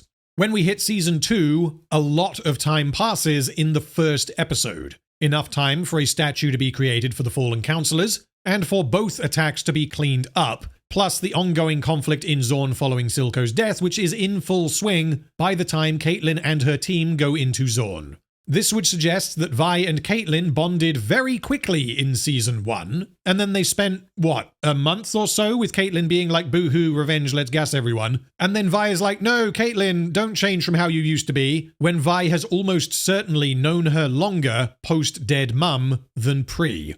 Caitlyn then reassures Vi that she won't change despite the extensive and obvious changes that have already taken place, and they kiss for the first time. Why would you do that? Nothing like a bit of chemical warfare to get the old bean going. And so, all of the problems go away, because it's the characters we liked from Season 1 who had romantic tension, and now we get our long-awaited cathartic payoff. Aboard Ambessa's ship, Amara, one of the guild merchants, has arranged a meeting. It is revealed that Amara is some kind of witch, as she uses magical powers to restrain both Ambessa and Rictus. This is the first overt display of magical abilities in Arcane, as all previous examples either took place during subjective flashbacks, dreams, or were manifested due to hex tech. The conversation between the two of them is very confusing, and I don't have anything to say about it really until we get more details. Amara represents the Black Rose, although what the Black Rose is at this point unknown. This season is already overloaded with plotlines and villains, but I guess we did just clean up the Chem-Barons during a music video, so it is time to add another villainous faction. She tells Ambessa that she is here to settle a debt, believing that Ambessa has stolen something from them. What Amara is referring to here is unknown. We learn later that the Black Rose is looking for Mel, but Ambessa didn't steal Mel, nor did she hide Mel from the Black Rose, as both Mel and Amara have been living together in Piltover, and so the Black Rose must have known the whereabouts of Mel. Or I guess I should say that if Ambessa did place Mel in Piltover so as to protect her from the Black Rose, then she did a piss-poor job of it, if for no other reason than that Mel keeps the name Medada. We then learn that the Black Rose is responsible for the death of Ambessa's son, Kino. Amara reveals that the Black Rose knows exactly why Ambessa is in Piltover, and that they will not allow her to acquire hex tech. As for what the debt that Amara refers to is, I have no idea. It appears that Amara was sent by the Black Rose to assassinate Ambessa so as to prevent her from acquiring hex tech, but why she said, I've come here to settle a debt. I simply don't know, unless she owed the Black Rose something and this was her means of getting even with them. It is also implied during this conversation that the Black Rose are equally interested in acquiring hex tech for themselves, but this does not appear again in Season 2. Amara's magical abilities are extensive and incredibly powerful. She could, if she wanted, kill anyone at any point, because she is able to restrain both Ambessa and Rictus simultaneously, conjure bladed weapons out of thin air, and teleport. In spite of this, Rictus is able to break free and activate the magical runes on his halberd, which counters the evil magic, and Ambessa kills Amara. Amara doesn't care about dying and tells Ambessa that she should have given up the feud. Ambessa reiterates that she would do anything for her family. These magical runes on Rictus's halberd are rather important to the plot, but I'm going to wait until Act 3 to discuss them in more detail. Ambessa then tells Rictus that they need to be in control of Piltover, and Rictus responds that as Sallow is not ready, they should involve Mel. Ambessa instead says that Mel will be safer appearing as her enemy, which makes sense and is something Ambessa would do, but further calls into question what exactly the Black Rose wants from Mel and why they haven't taken it sooner. But all will be revealed in due course.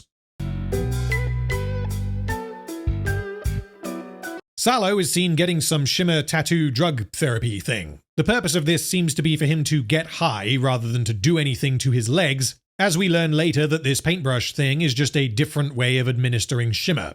It is possible, then, that he is deliberately having shimmer applied to his non-functioning legs rather than elsewhere on his body, so as to allow him to take a higher dosage and get even higher than he would otherwise be able to do, but this is speculation. Then Ambessa barges in and tells Cat Lady to piss off, but as we learn momentarily, Cat Lady stays outside and eavesdrops on the following conversation. Ambessa says, "You realize how easy it was for me to track you down here?" Implying that a councillor of Piltover should not be in a pleasure house, but as Sallow replies, "Well, I do own the place." This means Ambessa is an idiot, because why would it be hard to track him down in a building that belongs to him? Anyway, Ambessa believes that Caitlyn overpowered Sallow politically and exerted false authority to go into Zaun, but Sallow replies, it's not the girl, it's the name. It bewitches people. This seems to be the writers attempting to clarify how exactly Caitlyn is now in charge of everything, but this explanation amounts to nothing more than Kiramans are really important. Then Sallow insults Ambessa inadvertently by suggesting that the only reason why Mel was able to succeed is because of the power her name gives her, which is a particularly amusing observation because we are seemingly meant to believe that the whole reason Mel was sent to Piltover in the first place was to conceal her family ties. Ambessa obviously does not let this slide, and Sallow is lucky that he has a part to play in her plan, otherwise the consequences may have been far worse. Ambessa has come to see Sallow following the events on her boat. She is planning a takeover of Piltover, and at the moment the plan appears to be to instill Sallow as the king of Piltover, with Ambessa pulling the strings from the shadows. Ambessa then lies to Sallow and tells him that 2 assassins from Zaun showed up and murdered Amara, despite Ambessa's best efforts. We don't learn this until the end of the episode because the camera cuts away Rings of Power style, but Cat Lady is still within earshot, and Cat Lady is about to reveal to Mel that she overheard the name Amara, but did not hear any subsequent information about Amara having been stabbed to death by 2 assassins. The writers treat the scene with Ambessa and Sallow as if the conversation stops when the camera cuts away, and the characters therefore cease to exist. The writers have seemingly decided to give Cat Lady very specific pieces of information and omit others so that they can both mislead us and Mel. In other words, this is unnatural, contrived, and very artificial mystery baiting. Mel then secretly meets with Cat Lady in a non-secret location. This is the opera room from Season 1, which is now apparently the political intrigue room. Cat Lady says that she is done being a spy because she is scared of Ambessa. She deduces that disrupting Ambessa is Mel's ultimate goal, and that Sallow and herself are just tools to be used. Mel, however, convinces Cat Lady to spill the beans, claiming that all of Piltover will suffer if Ambessa gets what she wants. The details of Ambessa's plan are not revealed until the end of the episode, but Cat Lady tells Mel that she overheard a plan to take over and put Sallow in charge as a puppet. This is not the actual plan, and this is also not what the dialogue itself conveyed. Ambessa told Sallow, "It's time, rally every house and family with even a modicum of influence," and we as the audience can infer, based on other information we have received elsewhere in the show, that Ambessa's plan here is to instill Sallow as the king of Piltover. Cat Lady, however, cannot infer this, because all she knows is that Ambessa is doing something. Cat Lady then gives Mel the shimmer brush that she was using on Sallow, the intention being that it can be used to ruin Sallow and therefore hinder Ambessa's plan. These next few sequences are intercut with each other, but for the ease of following what actually happens, I will deal with each plot line one by one. First, we rejoin Jayce, Heimerdinger, and Echo. The topic of conversation is a hypothesis of Viktor's, something he called wild runes. Jayce explains that wild runes are patterns that occur naturally when the border between our world and the Arcane is thin. This is a clarification or potentially a revision of what exactly the Arcane is. Season 1 generally did not explore where magic actually comes from, as this concept was not important to the story. The impression given was that there is something called the Arcane, which exists in reality, and mages are able to tap into it and create seemingly magical effects. Similar to how the Force exists in Star Wars, and Force users can harness it so as to make things levitate or influence people's minds or whatever. Season 2 has now clarified that the Arcane is an alternate plane of reality, not entirely unlike the Warp from Warhammer 40,000. Heimerdinger says that he has seen the magic of mages turn to horrors, but it is somewhat unclear if he is referring to the mages themselves or the magic they use. Heimerdinger assumed that this was due to mankind's inevitable desire for power, but he speculates that the Arcane causes the wielder to use it for destructive purposes because it is not meant to be wielded. This practice is unnatural and it therefore corrupts the wielder. This implies that all magic use is definitionally evil, and that the moral question regarding the use of hextech is answered in a rather unsatisfying manner. Where Season 1 was a cautionary tale of the inevitability of human nature, Season 2 instead says that any and all magic use is evil because that is how magic works, which is far less interesting and satisfying. Additionally, this idea that an overuse of an inherently bad magical phenomenon causes bad things to manifest in reality, such as the tree goo, does not pop up again in the story, nor does any character mention this later. Anyway, magic users within the setting are able to draw power from this alternate dimension and exhibit seemingly magical effects. This is not an entirely new idea that Season 2 has just fabricated, however, as there is a line from Season 1 that suggests that this might be how it works. They form some mathy, magic-y gateway to the realm of heebie-jeebies. Jinx seemed to be aware that she was trying to open something like an interdimensional portal, and she would have had this understanding because she was reading from Jayce's notebook. This all becomes highly confusing once we get later into the series and we start exploring alternate timelines and dimensions, but let's not get ahead of ourselves. Jayce explains to Echo that the runes he and Viktor used for Hextech were like words being used that were understood to elicit an action. Hextech is an artificial construct, like language and words, that is used to commune with a magical force, the Arcane, and tap into its power. Wild runes are different, however, because they are raw and natural. They are, presumably, magical anomalies that cause the Arcane to spill into the world unprompted, like a tear in reality. Jayce explains that the Arcane is dormant in most locations, but here and there it is more active, and the wild runes are fingerprints that indicate areas with a stronger connection to the realm of the Arcane. Report back to me when, I don't know. When it makes sense. If you are confused by this description, don't worry because so am I. This is a massive amount of exposition that is delivered in under a minute, which I would say is crossing the line from being efficient to being rushed. And I really don't want to lean on the criticism of Arcane Season 2 feels rushed because whilst this is obviously true, it doesn't address the consequences of it being rushed. The consequence in this instance is that we are speed-running major world-building information that is going to become incredibly important throughout the rest of the season, and let's just say there is a lot of magical bullshit that is about to happen, and so the audience understanding wild runes and the realm of the Arcane before the big mind-bending action sequences start to happen is rather important. And yes, you can absolutely just zone out during this explanation and take it all as magic-y, science-y shit, but the writers placed this explanation here for a reason, and that reason is that they want you to understand it. This scene is foundational, because Season 2 goes on to add additional layers of complexity to this fundamental concept,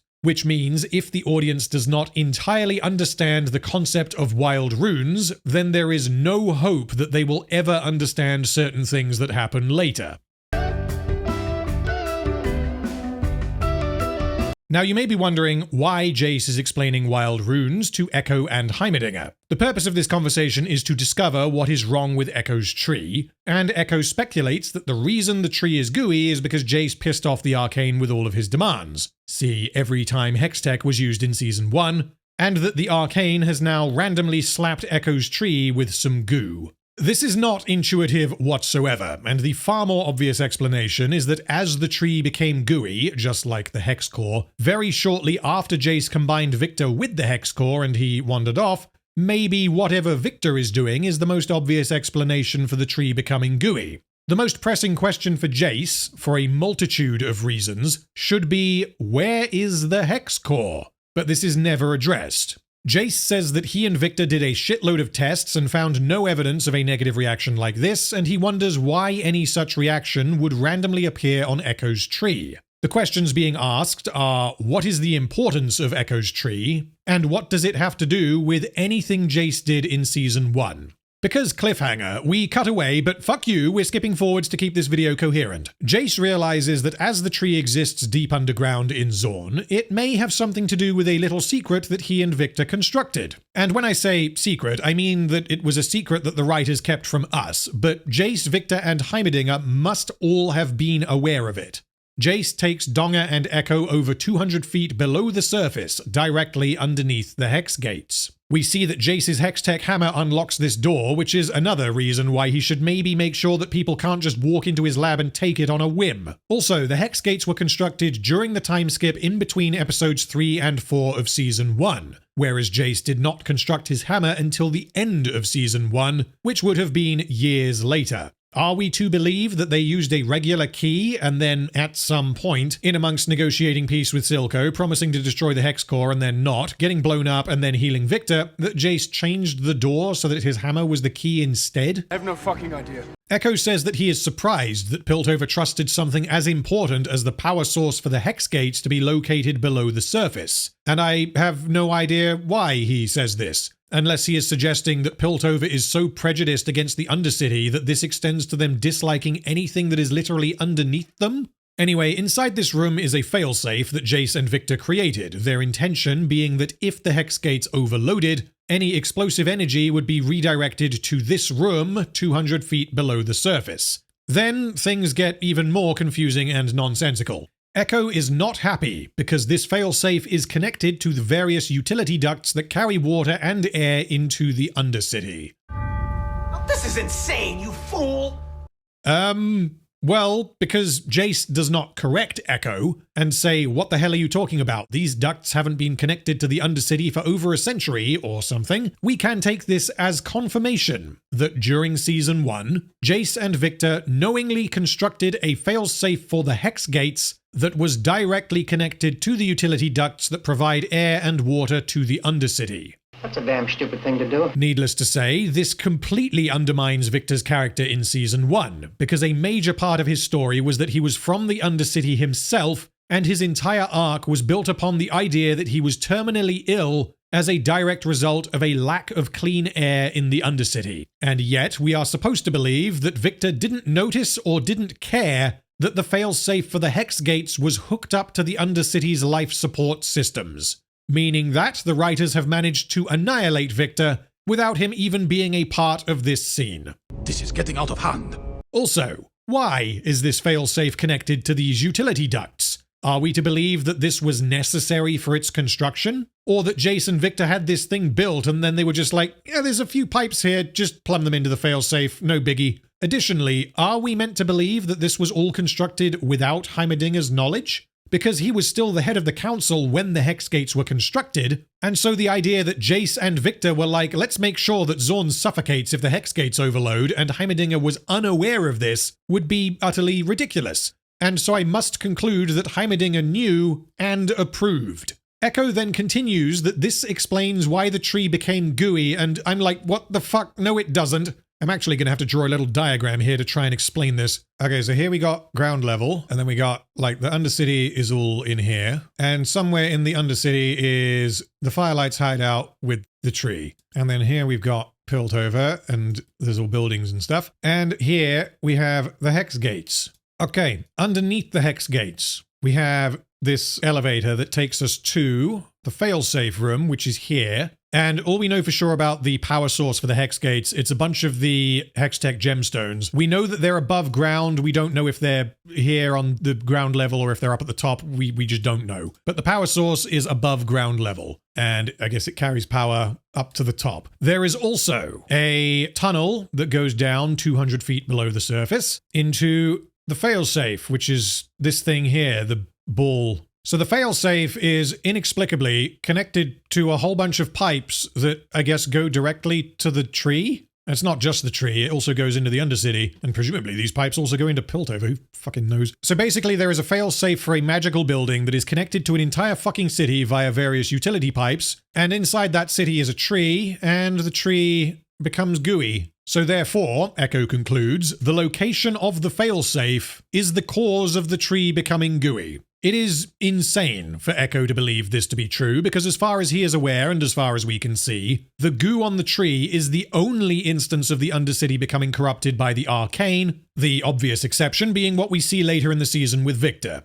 Speaking of, given the information Jayce has, he should probably have responded, Actually, no, it's probably less to do with the location of this failsafe, and more to do with the Hextech Jesus zombie I resurrected who wandered off the other day. Meanwhile, Heimerdinger has noticed something alarming. There is more goo on the floor, and the whole room seems to react when he goes to touch it. Season 2 does not make this clear at all, but this goo is the blood that Viktor coughed up back in Season 1, Episode 5. As for what the fuck is happening, this requires speculation because Season 2 gives us almost nothing to work with. In Season 1, the Hex Core began to mutate after it absorbed some of Viktor's blood, and this caused it to learn how to react to biological matter. In much the same way, when Heimerdinger nearly touches the goo on the floor, the entire room reacts to this, and it zaps all three of them into an alternate plane of reality. I don't know why it does this, because the failsafe is not the Hex Core, nor is it anything like the Hex Core. What seems to be the case is that the gemstones that power the Hex Gates are above ground, and then there is a giant tunnel going directly down, ending in this room, the failsafe. If anything were to happen up top, any explosion or magical forces would be carried down the tunnel and into the failsafe, so that it explodes instead of the Hex Gates. Given what happens next, my guess is that we are meant to infer that Viktor's blood caused the barrier between reality and the Arcane to weaken, although why it did this I can't tell you. And this led to the existence of a wild rune inside the failsafe. What is happening? So the three of them find themselves confronted by a large evil-looking ball of something. Echo says, "Is that a wild rune?" And Jayce replies, "I don't know." And that is the last time a wild rune is mentioned in Season 2. So I hope you all have a comprehensive understanding as to what precisely the fuck is going on. Jayce is then like, oh no, what have we done? But I have no idea what he or Viktor actually did. This sequence is in fact so surreal that I can't tell you what literally happens to these characters. But I will do my best. Jayce and Viktor carelessly made a failsafe that would cause suffering in Zaun if it were ever used. Viktor then accidentally got blood on the floor, and this made the failsafe become a wild rune, and then when Jayce touched the wild rune, he realized, oh, whoops, that's the best I've got. Until next time, I guess. So Jayce touches it, and then everything goes fucky, inadvertently saving both Jinx and Caitlyn's lives in the process. And then he tries to smash it with his hammer, which is the natural thing to do when confronted by whatever this thing is. And then Jayce, Heimerdinger, and Echo are all snapped out of reality. We will not find out what happened to them until Episode 7, and we will not find out why this happened to them until Episode 9. Meanwhile, Mel continues her investigation of Salo. She sent Elora to corroborate Cat Lady's information, and she confirms that Salo has indeed met with a bunch of houses as instructed by Ambessa. Elora then apologizes for not working this out sooner, and she claims that she didn't see what Ambessa and Salo were up to because it was such a bold move. Elora being embarrassed at her failure is actually the first bit of character work we get for Elora, but she didn't actually miss anything. She didn't fail to bring this to Mel. She couldn't have brought this information to Mel any sooner than she did, because even if Elora were watching Salo 24/7, she would not have overheard the same information as Cat Lady because Elora does not have Cat Lady ears. But that said, it is nice to finally get some characterization for Elora. Mel thinks it is really fucking dumb for Ambessa and Salo to do what they appear to be doing, and because Ambessa is not really fucking dumb, Mel figures they must be missing something. This highlights an important point regarding character intelligence and competence. It is often easy to notice a character doing something stupid and to then say, this character is stupid, therefore show bad. The important factor is not whether a character is stupid, it is whether they are characterized as stupid when they have previously been shown or described as intelligent. Ambessa is very clearly supposed to be a highly intelligent and competent character, and we have multiple references for this not only in Season 1 but also in Season 2. And so Elora and Mel discussing how Ambessa is anything but a fool, when in Episode 1 she very nearly got Jayce and Mel killed, thereby totally undermining both her primary objective and her primary value, is an example of the writers damaging their characters because they evidently do not understand the consequences of their actions. Mel has also asked Elora to look into her brother's death, and Elora reveals that whoever killed him is very good at covering themselves. This mystery individual, later confirmed to be LeBlanc of the Black Rose, although the name LeBlanc is never actually spoken in Arcane, also stripped Ambessa of most of her holdings, which then raises the question as to how exactly Ambessa was able to orchestrate the attack in Episode 1, as this would presumably have required a substantial amount of money so as to cover up her involvement, unless I guess she brought a literal boatload of cash with her. Anyway, Mel then concludes that Ambessa is acting like a fucking idiot because she is desperate and is therefore more dangerous, and she asks Elora to check on Amara. Later in the episode, we cut back to Mel and Elora starts having some kind of seizure. Evil magic then appears on the ceiling and on Elora's face, and as she rotates her head 180 degrees, she says Black Rose in an evil voice. Mel is then grabbed by evil magic tentacles and she disappears. So as far as I can tell, the Black Rose just abducted Mel by teleporting her to somewhere else in Runeterra against her will. And they also murdered Elora remotely.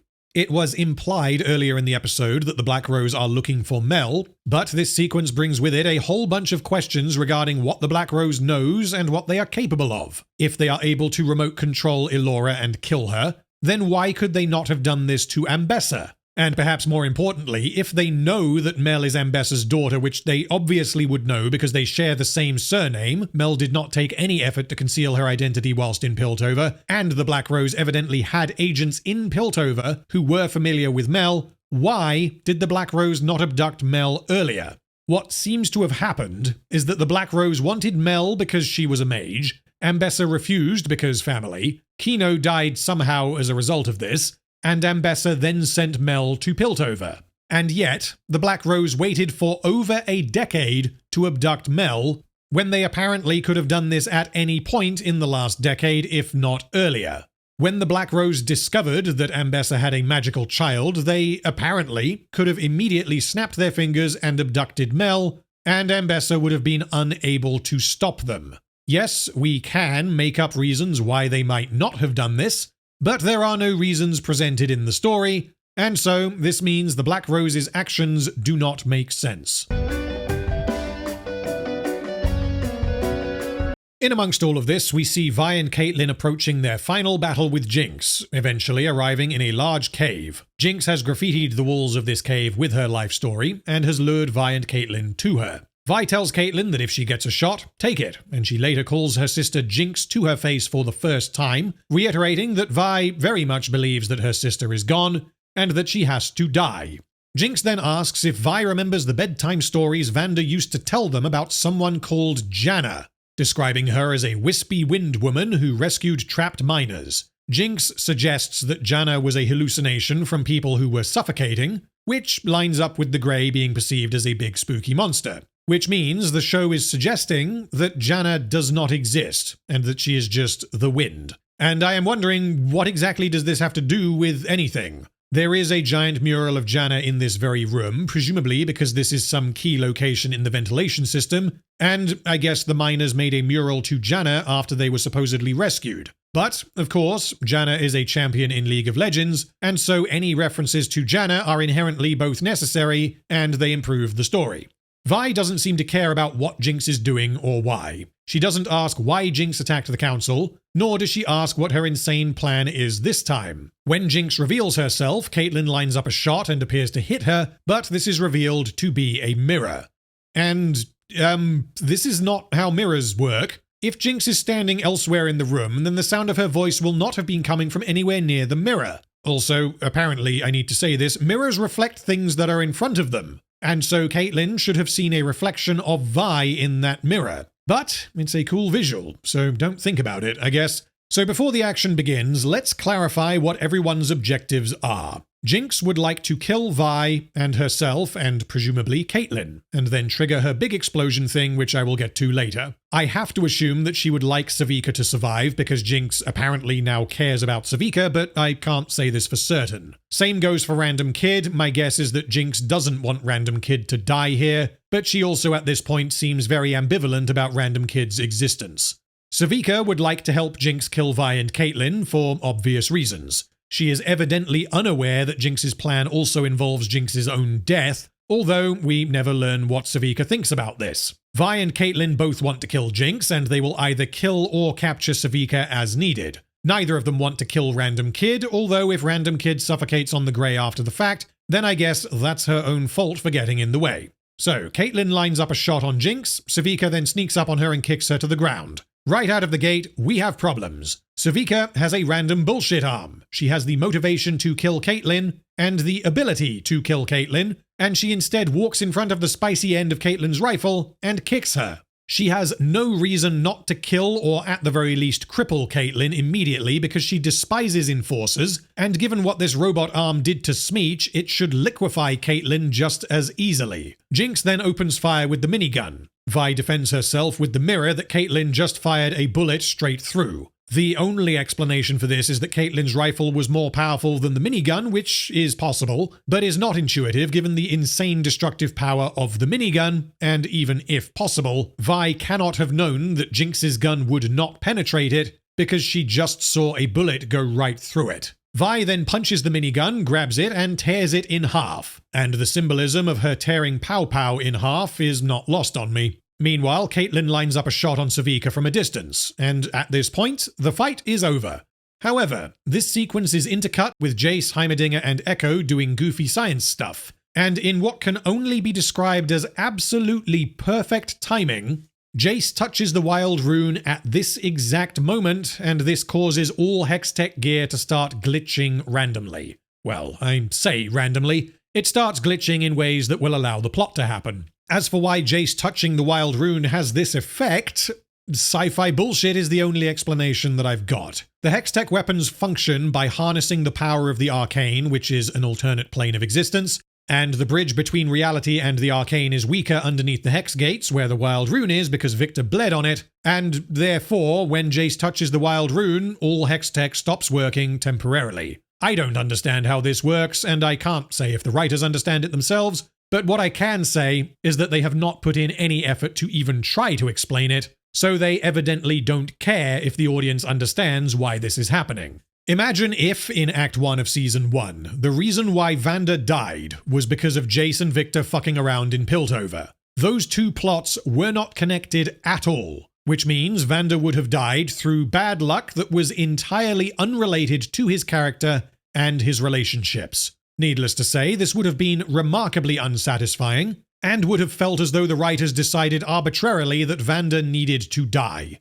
Also, Echo and Heimerdinger left the Firelights hideout prior to Caitlyn's incursion into Zaun. We have references that suggest that Caitlyn has been gassing the Undercity for quite a while, probably at least a week or two, as she has both been able to take out the two remaining Chem-Barons, and has also been able to send word back to the Council. She's gotten no closer to Jinx. Additionally, Jinx sabotaged the pipe network during this time. And yet, this sequence underneath the Hex Gates takes place concurrently with Caitlyn and Vi fighting Jinx and Sevika. In other words, I guess Heimerdinger really fucking loves to drink tea because it appears that he was chugging the stuff solidly for weeks, if not longer. Additionally, if Heimerdinger had taken a couple of seconds longer drinking gallons of tea, these two stories would have been offset by a couple of seconds, and so Jinx and Caitlyn would both be fucking dead. Anyway, Sevika is saved by Jayce accidentally. She then rushes at Caitlyn, grabs her by the neck, and slams her into a wall. Again, this is Sevika, a character who has absolutely no problem killing people, a character who fucking hates the Enforcers, and a character who has an insane robot arm. And for the second time, she decides not to kill Caitlyn. This also makes me wonder what exactly Caitlyn's Hextech rifle actually does. As in, what is the benefit of the Hextech component? Because it seems to just be a regular rifle, it just stops working if Jayce touches a wild rune, which is of course not a problem with regular rifles. Meanwhile, after accidentally being saved by Jayce, Jinx goes to get her rocket launcher. I don't know why she does this because she has her pistol on her belt. Also, this rocket launcher is powered by Hextech and so it should be inoperable. But it isn't because shut up and don't think about it. Except that, wait, it becomes inoperable later in the fight, which means there is flatly no consistency to any of this. The various weapons stop working as and when so as to allow the fight to happen. Vi then dodges the rocket from Jinx despite it being fired point blank. She only manages to dodge the rocket because the glitching on her gauntlets stops at precisely the right moment, which means Vi is also only alive because of blind luck. The explosion then saves Caitlyn from Sevika, who has still not finished the job, which means Caitlyn survives due to a combination of Sevika acting out of character and Jinx accidentally shooting Sevika. Pretty pathetic, huh? Vi runs over a pressure plate and gets hit by a bunch of Jinx's grenades. No damage is sustained, despite these grenades being the same as the ones that critically wounded Jinx herself in Season 1, Episode 7. Vi is hit by 3 of them, not just 1. And yes, she does have large magical gauntlets, but she does not at any point use the shield function that she knows they have.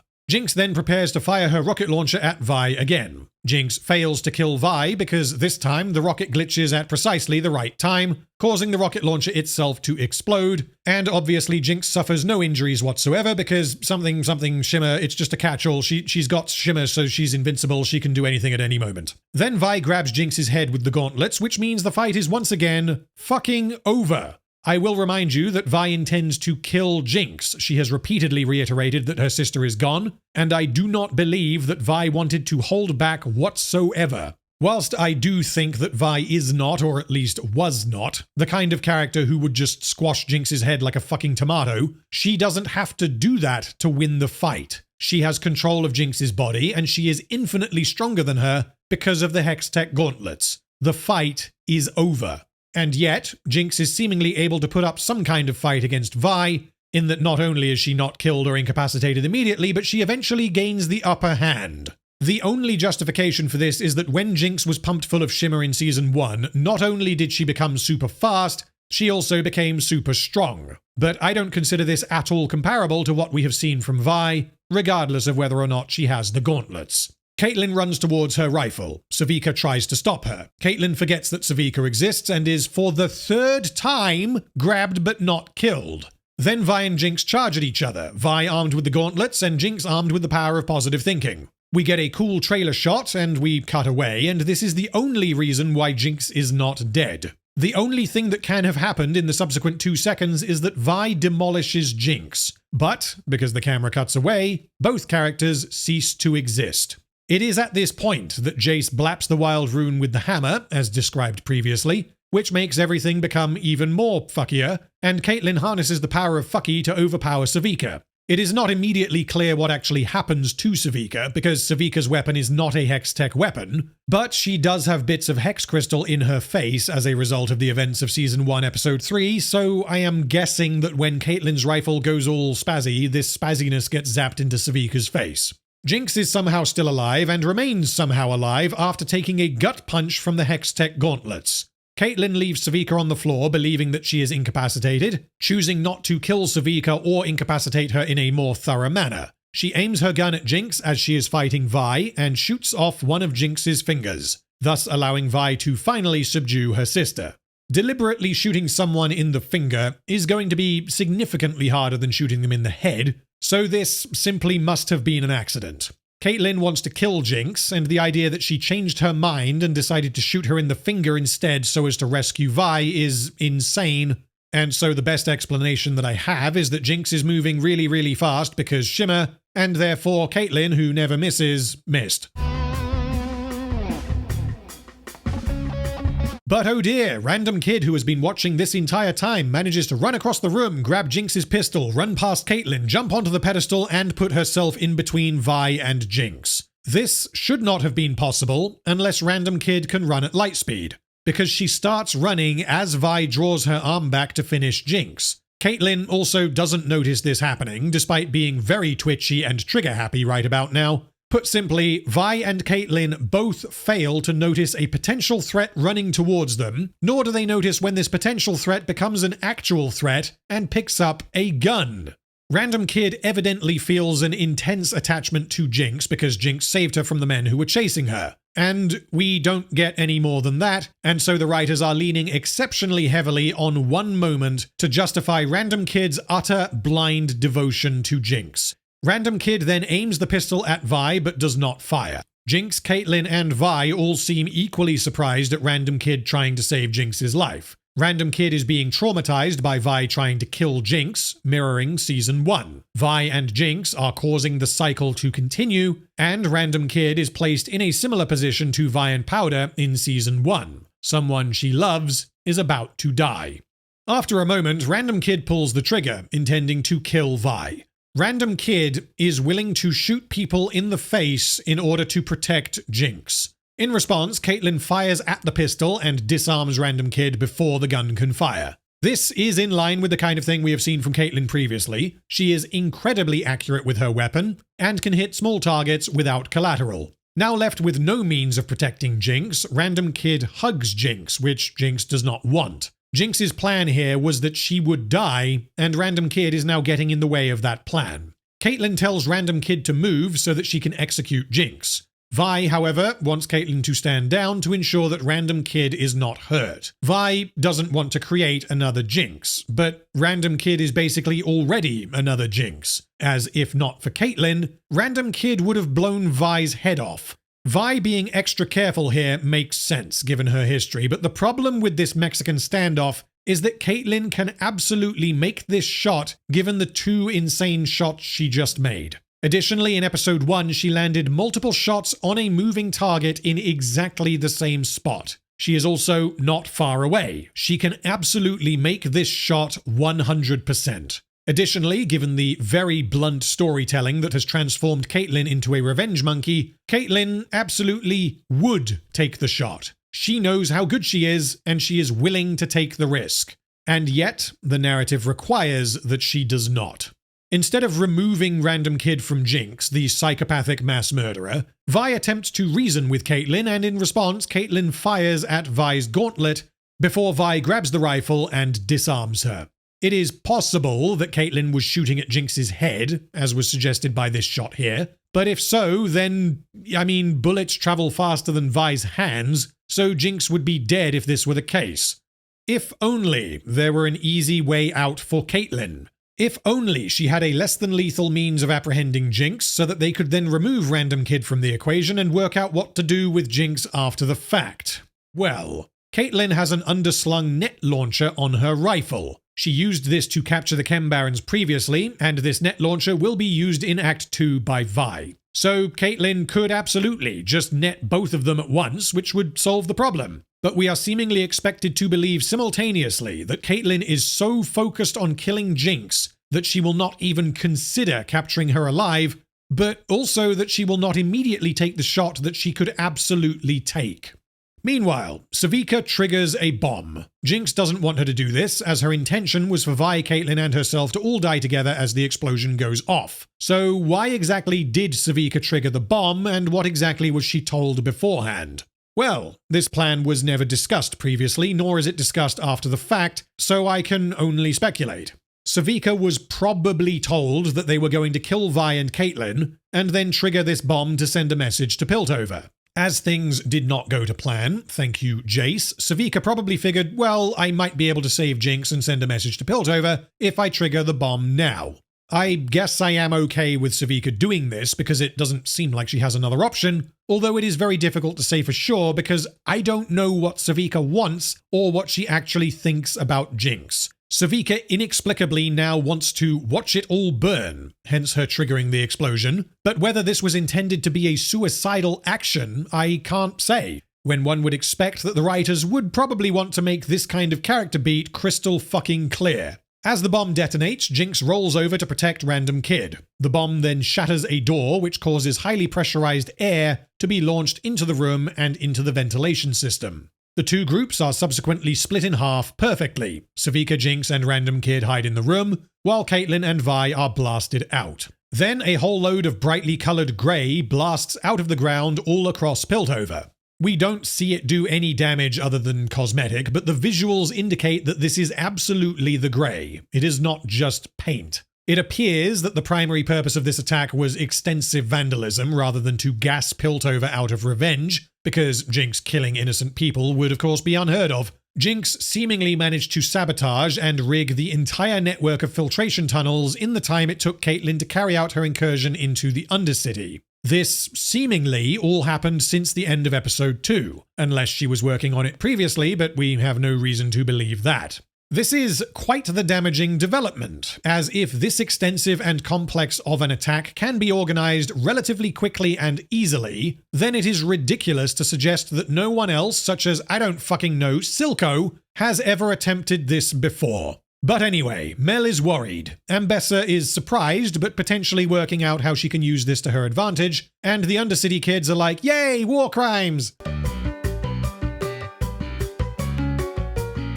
In the aftermath, Vi and Caitlyn find themselves conveniently cut off from the room they were just in, and Caitlyn is super pissed off that Vi stopped Caitlyn from taking down Jinx, and that Jinx got away. It isn't entirely reasonable for Caitlyn to believe this because Vi has a pair of Hextech gauntlets which were originally designed for mining, which means either one of them could have at least tried to dig through the cave-in. Vi, meanwhile, is pissed off because Caitlyn was reckless and could have hurt a child. Caitlyn then concludes that Vi is no different from Jinx because they have the same blood in their veins. Because Caitlyn has become a caricature of what vengeance means.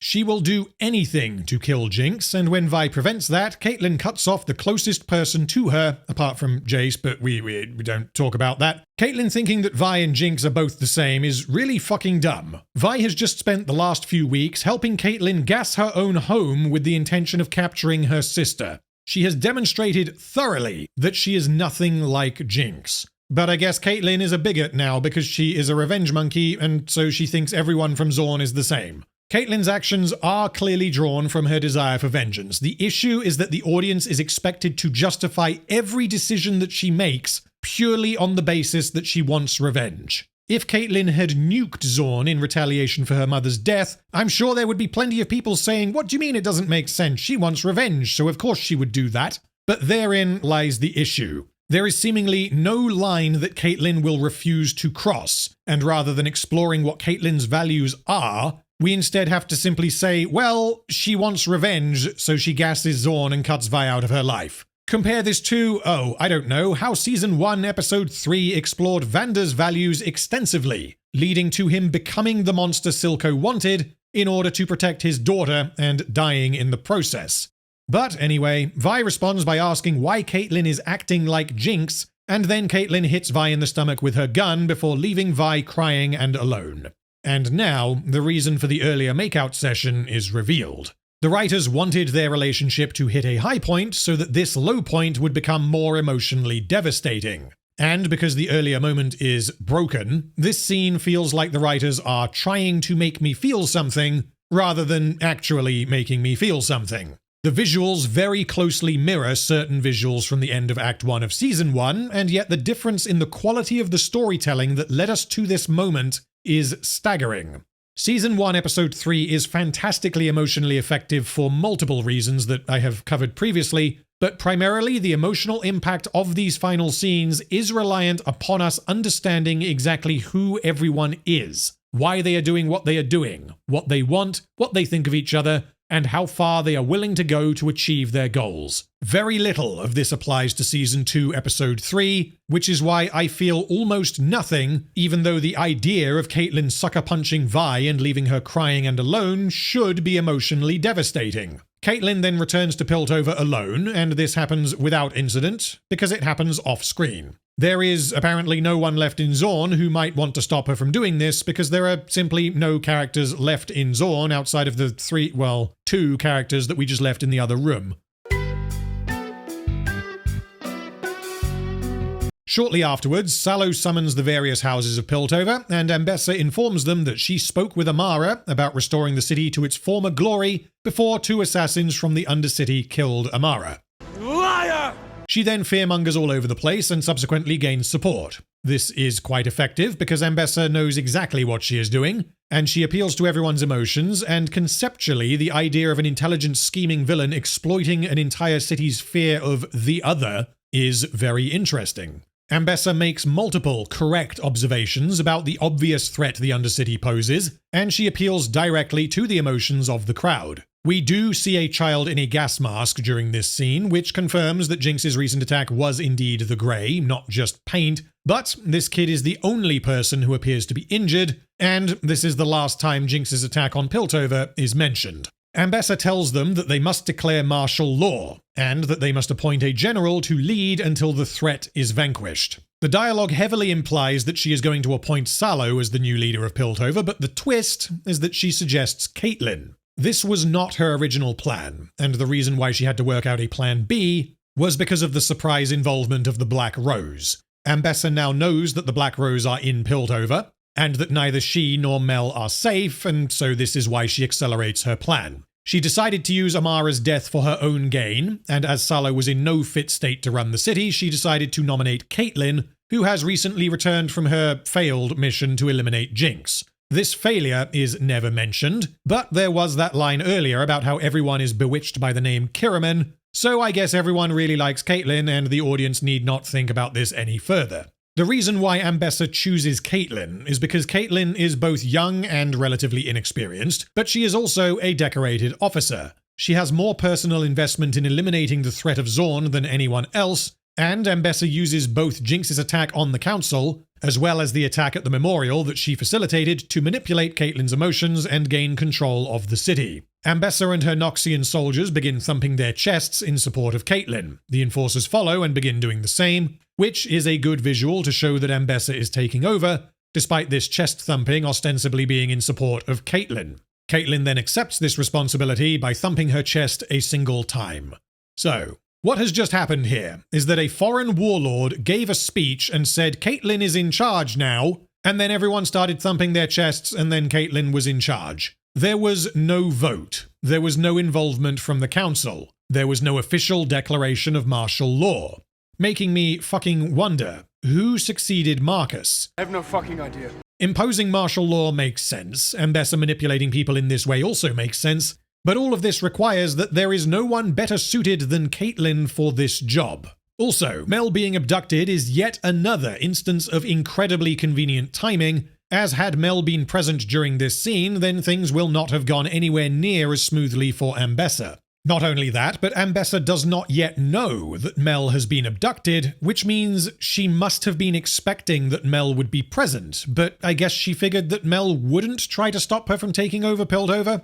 Then we get an unfortunate flashback to clarify what actually happened in episode 1. Ambessa sent Rictus to meet with Rennie and offer her the chance to avenge her son. I do have to question why she sent Rictus. Rictus is a distinct individual. He is about twice the size of anyone else in Arcane, he is obviously Noxian, and he is always seen with Ambessa. Given their characterization, I imagine Ambessa came up with the retarded plan for her obviously Noxian bodyguard to personally go and make a deal with a Chem-Baron in Zaun, and then Rictus replied, "That is silly. Won't someone recognize me?" And then Ambessa said, No, they'll be too scared or something. He just went into the Undercity and made a deal and came back and no one noticed? Additionally, we learn later that the runes on his halberd are quite important, hence the reason why Ambessa keeps him close to her at all times, apart from this one time, I guess. But anyway, that brings us to the close of Act 1 of Season 2 of Arcane. Now then, let's take a quick look at the characters and see how many of them have survived Act 1. Ambessa has nearly 6 minutes of screen time in Act 1. She is a character who has a lot going for her, who is ultimately undone by a handful of really dumb decisions. She is shown repeatedly to be highly experienced. One example is when she immediately takes charge in the aftermath of the explosion. She is very skilled at manipulating people and engaging with their desires for her own ends. She has significant influence over the Enforcers, likely because they find her inspiring. Ambessa is defined by 2 core traits. Her unbreakable value is that family matters more to her than anything else, and her objective, as was made clear in Season 1, is to acquire Hex-Tech weaponry. That she then goes on to make plans that place Mel and Jayce in very real danger suggests that Ambessa is either incompetent or incredibly reckless, which is not in line with her established characterization from Season 1. Ambessa is definitely damaged through her actions in Act 1, but she is not yet destroyed. Amara has 2 minutes of screen time. She is revealed to be an agent of the Black Rose, and we learn later that the Black Rose is indeed looking for Mel. Therefore, Amara not capturing Mel earlier is confusing, and she also fails to kill Ambessa because she decides to have a chat. Amara is also damaged by Act 1, but there wasn't really much to her to begin with, so I can't say that she's annihilated.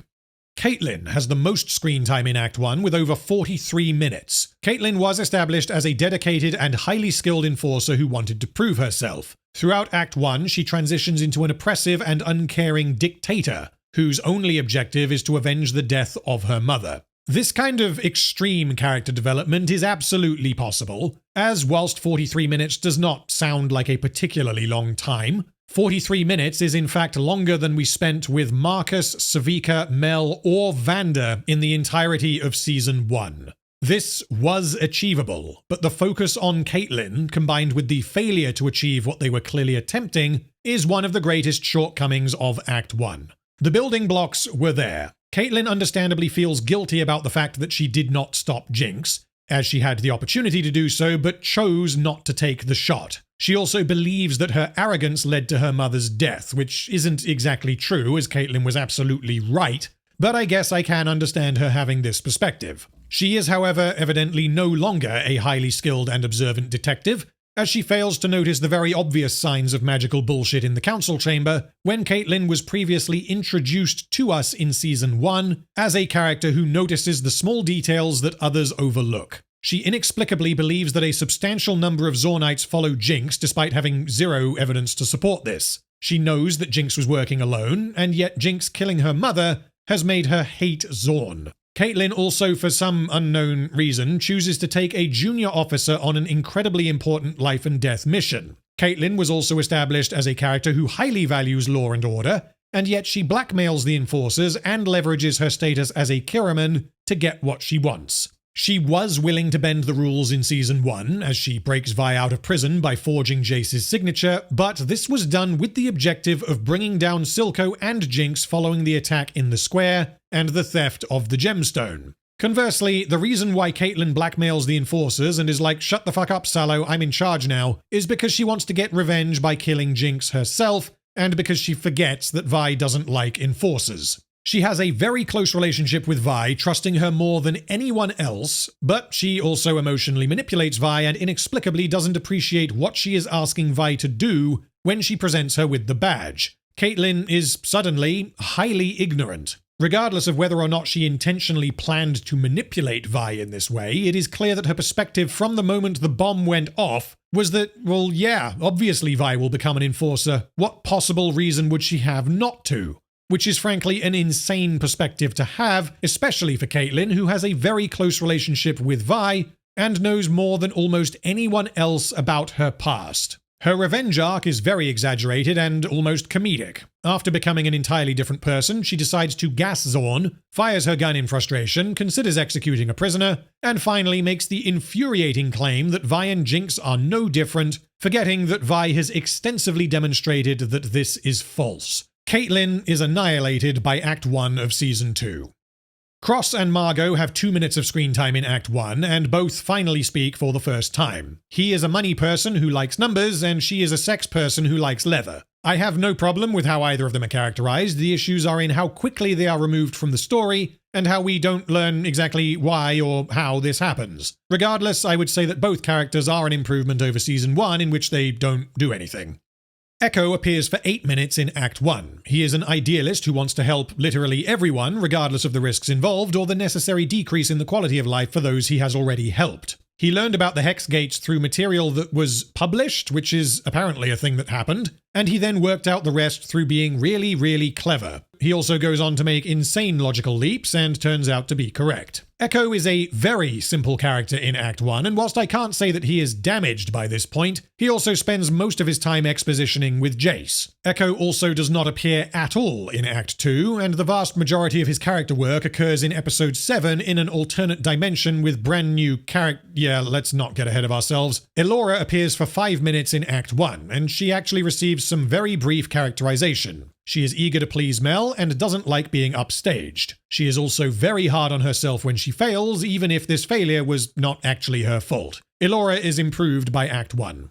Harold, the guard at the Academy of Science, appears for 8 seconds in Act 1. He continues to not be a particularly useful guard, as we have seen him twice now in Arcane, and on both occasions he has failed to prevent a robbery. So he is pretty useless, but I can't say that he is damaged by Season 2. Heimerdinger has 7.5 minutes of screen time in Act 1. He is now a clown who acts like a whimsical, silly goober when lives are at stake and when lives have already been lost. He never acknowledges the deaths of his colleagues, nor is he surprised to find Jayce alive. He does not immediately ask about Viktor, despite caring deeply for Viktor in Season 1. He does not notice that Jayce has weaponized Hextech, despite him being terrified of the destructive potential for Hextech in Season 1. He sneaks into Jayce's lab seemingly because he finds the idea of sneaking to be more fun than walking through the front door. We were attempting to sneak in. I hate you. And it is also heavily implied that he either helped to build, or at the very least knew about, a failsafe underneath the Hex Gates that will cause serious harm to the Undercity if it is ever used. Heimerdinger was probably the wisest and most intelligent character in Season 1, and he is now a goofy clown who doesn't care about anything that he cared about a few days ago. Heimerdinger is absolutely annihilated in Act 1 of Season 2.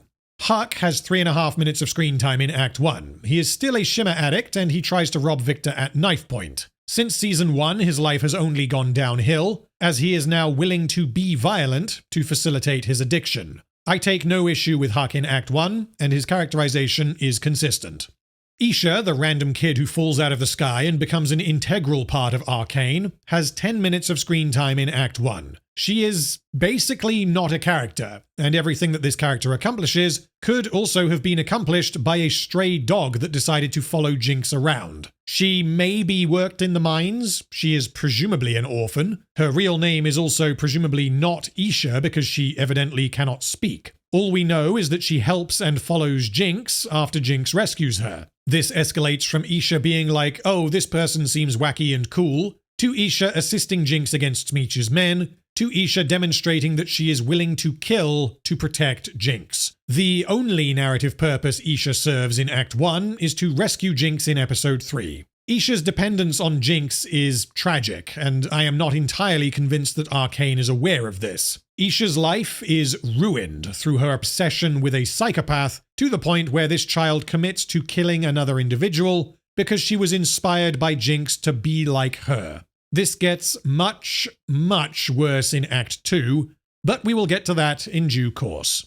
Jayce has 24 minutes of screen time in Act 1 of Season 2, and he is now an entirely new character who has been placed into Arcane wearing Jayce's skin. After the explosion, some aliens showed up and froze time, and then they zapped Jayce into their spaceship and dropped a doppelganger back into the council chamber, and this new Jayce is the Jayce that we follow throughout Season 2. That is the only explanation for Jayce's behavior. But Season 2 also damages Season 1 Jayce. It turns out that he decided not to keep his promise to Viktor, or at the very least, he didn't consider destroying the Hex Core to be a particularly high priority. He is also an idiot who does not learn from his mistakes, as he has not upped security following Jinx's actions in Season 1. It was my responsibility to safeguard this technology, and I failed. Jayce's worst fear is for a malicious actor to acquire a Hextech weapon, and yet he doesn't take any steps that would prevent this from happening. Jayce was so dedicated to avoiding war that he accepted Silco's extortionate terms, but he also doesn't fucking bother to turn up to the council meetings when they are deciding whether or not to invade Zaun.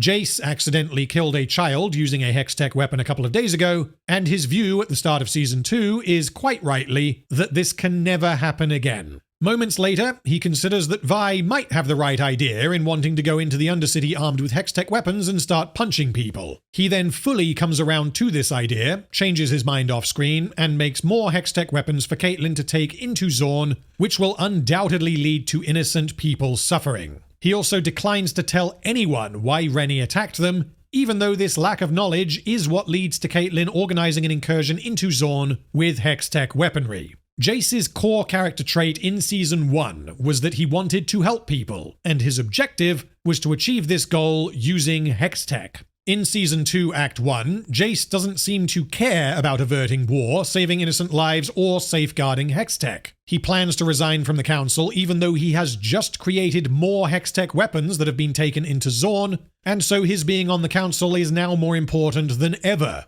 He then chastises Viktor for turning his back on everything, whilst also turning his back on everything. He then allows Viktor to leave with an unknown semi-sentient and deadly device fused to his body, and does not at any point afterwards appear to care where Viktor has gone or where the Hex Core is. Jayce is absolutely annihilated by Act 1 of Season 2. Jinx has 23 minutes of screen time in Act 1. She begins Season 2 as a depressed nihilist, which is a natural evolution of the character. She has lost Silco and Vi, and although she inexplicably gains Sevika, she for the most part behaves like a fairly normal person compared to how she was in the latter half of Season 1. This is certainly jarring because this is the most stable and sane that we have ever seen Jinx in the entirety of Arcane. We are meant to believe that Jinx now likes Sevika and has decided to work with her. She appears to truly want to be nice to Sevika, and the writers do not put in anywhere near enough work to convince the audience that these two would ever cooperate. The writers also minimize the harm that Jinx causes because she is now going on a redemption arc. Her atrocities in Season 1 are never mentioned outside of the discussion immediately following the attack on the Council Chamber. The consequences of her attack at the end of Act 1 are not meaningfully explored, and the focus in Act 2 is on the effect this has upon Zaun rather than on Piltover. She rarely kills in Season 2, and when she does, she kills bad guys to defend herself or others. She is not shown to care for Isha at all in Act 1. This development happens entirely off-screen in between Acts 1 and 2, prompted by her realization that Isha truly cares for her, and Jinx is therefore given something to live for. Jinx decides to kill Vi and herself, which is built upon the idea that Vi has changed by betraying her core values, and the idea that everyone close to Jinx dies. Jinx is damaged by Act 1, although she doesn't do anything catastrophically out of character, as I can far more easily believe that Jinx would work with Sevika following the events of Season 1 than the other way around. She is damaged primarily in the ways that the world reacts to her actions, but her characterization, for the moment, I don't take any major issue with. Lest, the cat lady, has 2 minutes of screen time in Act 1. She reluctantly helps Mel and trusts her enough to reveal information that could lead to her death. This character is very simple and only serves one single purpose, but there is also nothing wrong with her characterization. Loris, the Shieldman, has 15.5 minutes of screen time in Act 1. He is an enforcer who gets drunk because he lost people in the attack. He is also not happy about Caitlyn becoming a dictator, and he appears to be aware of what Ambessa is doing. That is all we get for Loris. The guy is basically not a character. Maddie has over 19 minutes of screen time in Act 1, largely because she is present in the background during multiple scenes. She is optimistic and inexperienced. She is very eager to help Caitlyn, but also becomes scared when they get closer to finding Jinx. Maddie is a very one-note character who is inexplicably brought along on this dangerous mission, and in Act 1 there is basically nothing more to her than noob who wants to help. Mel has 16 minutes of screen time in Act 1. She finished Season 1 by removing her ring and rejecting her family name. She was unwilling to be a part of Ambessa's plan to acquire Hextech weapons, and she defaced her painting of Noxus, splattering gold paint over the red of the Noxian ships. Gold being a color that features heavily in Mel's design, and also typically symbolizes wealth and success. Mel rejected her heritage and her family in favor of working towards prosperity in Piltover. In Season 2, Act 1, Mel confusingly does not attempt to conceal that she is a mage, as she does not make any effort to cover up the evidence of this in the council chamber. In other words, the writers simply don't mention this, which means we have to infer that Mel hoped that no one would notice, and then no one noticed. However, Mel also conceals that she is a mage from Jayce, whom she trusts perhaps more than anyone else. Mel sporadically forgets that Jayce exists, despite the two of them having a very close relationship throughout Season 1. She is not alarmed in the slightest when Jayce does horrifying sciencey bullshit to Viktor, and she fails to investigate the memorial attack despite her suspicions. Mel's foundational motivator is that she wants to ensure that her mother will not acquire Hextech weapons, but she fails to speak to Jayce regarding her concerns about this, or anything else for that matter, until Episode 8. Mel is thoroughly damaged by Act 1 of Season 2, but I am not quite willing to say that she has been annihilated. Rennie has 5 minutes of screen time in Act 1. She decides to team up with the Noxians to get her revenge on Jayce. She decides to assassinate Jayce using a triple-bladed chainsaw, suggesting that she is more interested in theatrics than actually finishing the job. She only really serves one purpose in Act 1, and I would say that she is damaged due to how she goes about enacting her revenge. Rictus has 8.5 minutes of screen time in Act 1, and he doesn't receive much in the way of characterization. He continues to be highly dedicated to Ambessa, and he is intelligent enough to discuss political plans with Ambessa, meaning that he is not just a big dumb henchman. The only question mark with Rictus is that he personally goes into the Undercity to speak with Rennie, but presumably he was just doing what he was told, which means this does not damage him as a character. Rictus is therefore an improvement in Act 1. Sallow appears for 17 minutes in Act 1. He is easily manipulable, very emotional, and not particularly intelligent, all of which follows from his characterization in Season 1. However, in Season 1, he never did anything quite as inexplicable as not questioning why Mel, Jayce, and Shula are alive, and simultaneously not noticing that their part of the chamber is magically undamaged. Sallow is shown to be a hypocrite, as he uses Shimmer himself despite hating the Undercity, and considering them to be creatures. Sallow receives more characterization in Act 1 of Season 2 than in the entirety of Season 1, and it is pretty hit and miss, which means Sallow is also damaged by Act 1. Scar, the biker mouse from Mars, appears for 41 seconds in Act 1, and he also speaks for the first time. He is a pragmatist, but is also surprised that Silco's death didn't magically turn the Undercity into a utopia. He is therefore damaged by Act 1. Sevika appears for 12.5 minutes in Act 1. She finished Season 1 struggling to light a cigar on her own in front of Silco's empty chair, cigars having been shown to be indicative of status and control within Zaun, thereby indicating that Sevika is not ready to take Silco's place.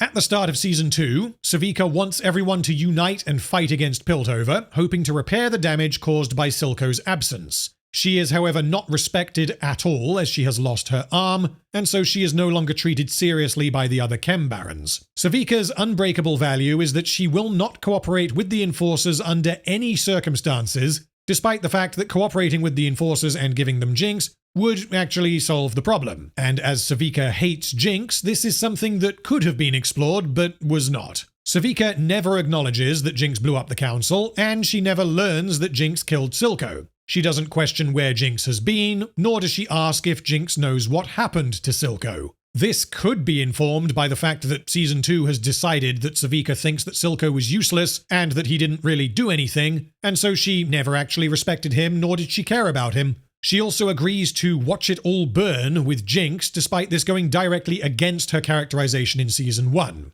Sevika is also now an idiot who walks into dangerous situations with no weapon nor any kind of plan. She doesn't remove the extra bullshit that Jinx added to her robot arm, such as, oh, I don't know, how about the fucking slot machine for starters? And she repeatedly chooses not to kill Caitlyn, despite being directly motivated to kill Caitlyn. Sevika is absolutely annihilated by Act 1 of Season 2.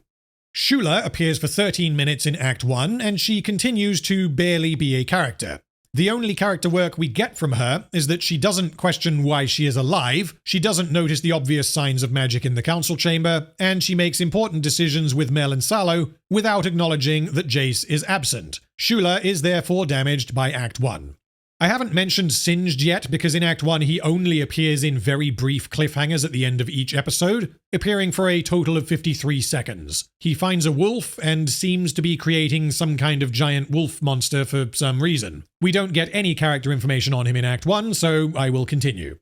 Smeech appears for 8 minutes in Act 1, and he is definitely the highlight and is absolutely an upgrade over Season 1, in which he does not do anything. Smeech is a shimmer-addicted gangster with an ego. He has modified his own body to overcome his literal shortcomings, as he wants to be intimidating and respected. He attempts to learn from and follow Silco's prior success, but he is not smart enough to replace Silco himself. Smeech does not respect logistics, believing that things like poor finances can be overcome with enough aggression and willpower. He would rather cooperate with the Enforcers than the other Chem-Barons, suggesting that he intends to rule in a singular fashion, again, trying to emulate Silco. Unlike Silco, Smeech is very cocky, and he antagonizes Sevika, which is ultimately what leads to his death. The biggest problem with Smeech is that he does not ever question why Sevika is working with Jinx after learning that Jinx killed Silco. This is definitely a problem, as questioning this would almost certainly have saved his life, but it by no means destroys him. He is also thoroughly entertaining to watch, which is a nice bonus.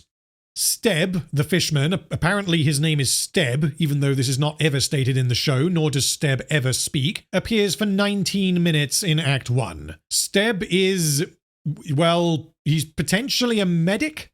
Tobias appears for 1.5 minutes in Act 1. Tobias is Caitlyn's father, and he is sad. There is nothing wrong with the character, although he seems only to exist out of a biological necessity. Tobias survives Act 1 intact. Vi appears for 33 minutes in Act 1. She comes out of Season 1 intending to deal with Jinx herself. She likely feels guilty that Caitlyn ever got involved, and believes that Jinx is her problem and her responsibility. Vi being the stable one who has accepted her trauma and her past, whilst Caitlyn is now the unreasonable and unpredictable one, is an interesting inversion, but the way the writers achieve this is mostly by having these characters decide to do things that are staggeringly out of line with how they have been established to behave. Vi inexplicably believes that Caitlyn is unfamiliar with the experience of losing one's parents when Caitlyn has literally just lost her mother. Vi's values are also confused, because she appears to care deeply for Caitlyn, but also leaves Caitlyn in immediate danger so that she can find Jayce's hammer, a process that will obviously take time. She also confusingly does not warn anyone of the tattoo man at the memorial. A major component of Vi's story in Season 1 was Sevika, and yet Vi does not acknowledge nor does she interact with Sevika whatsoever in Season 2.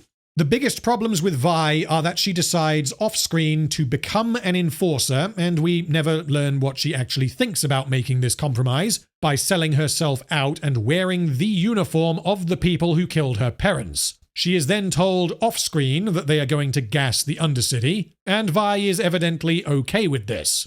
She later justifies this by claiming that it was done to clear the streets and keep people safe, which is a justification, but it is not a justification that Vi should be giving, because she has not acknowledged the moral landmine that is gassing her own people. She never questions Caitlyn's strategy, and doesn't appear to notice that Caitlyn's behavior has changed drastically. Vi is annihilated by Act 1 of Season 2.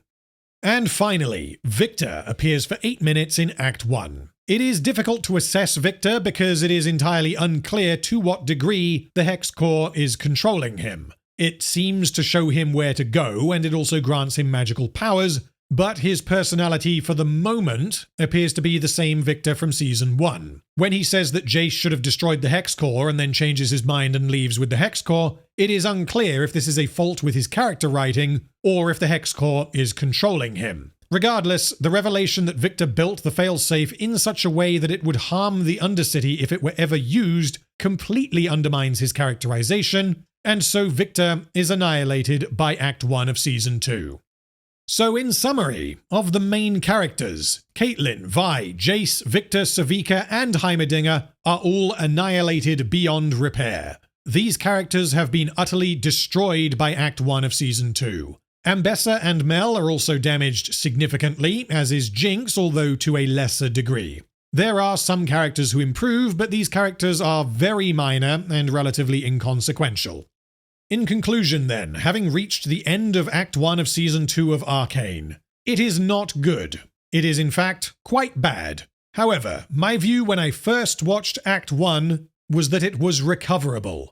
There are a whole load of baffling character decisions and nonsensical plot developments, but these could have been strengthened in Acts 2 and 3 by using flashbacks. At least, that was my view after watching only Act 1.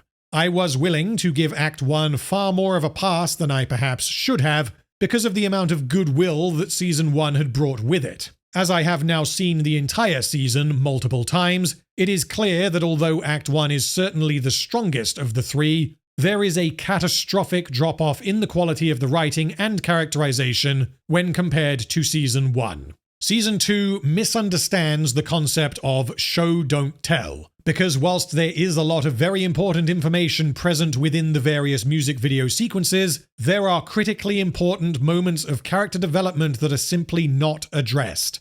Showing us in a music video that Vi is okay with gassing her home, rather than exploring what she thinks about this, is not what show don't tell means.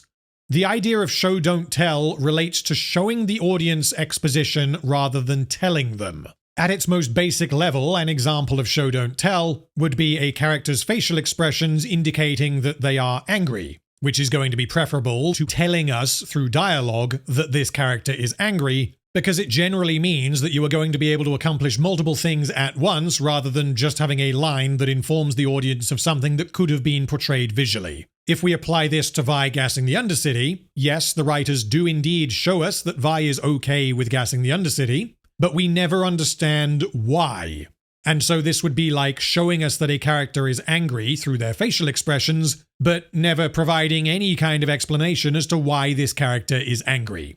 Arcane Season 2 appears to have applied the principle of show don't tell to major character decisions. The main criticism that I have seen of Season 2, however, is that it has bad pacing. This is true, but this is also an oversimplification. The breakneck pace means that character development frequently happens off-screen, or that the writers simply don't have time to explain something, which means it feels like things happen for no reason other than that the writers want them to happen. Major narrative and character moments are skimmed over during music video montages, and whilst these are without exception fantastic from a purely artistic, visual, and sonic perspective, they are used in place of character development. Season 1 was primarily concerned with exploring these complex characters and challenging them repeatedly, and in the first 3 episodes of Season 2, 6 of those carefully constructed and developed characters from Season 1 have been destroyed, which is the primary reason why I believe that Season 2 has annihilated what was once a masterpiece.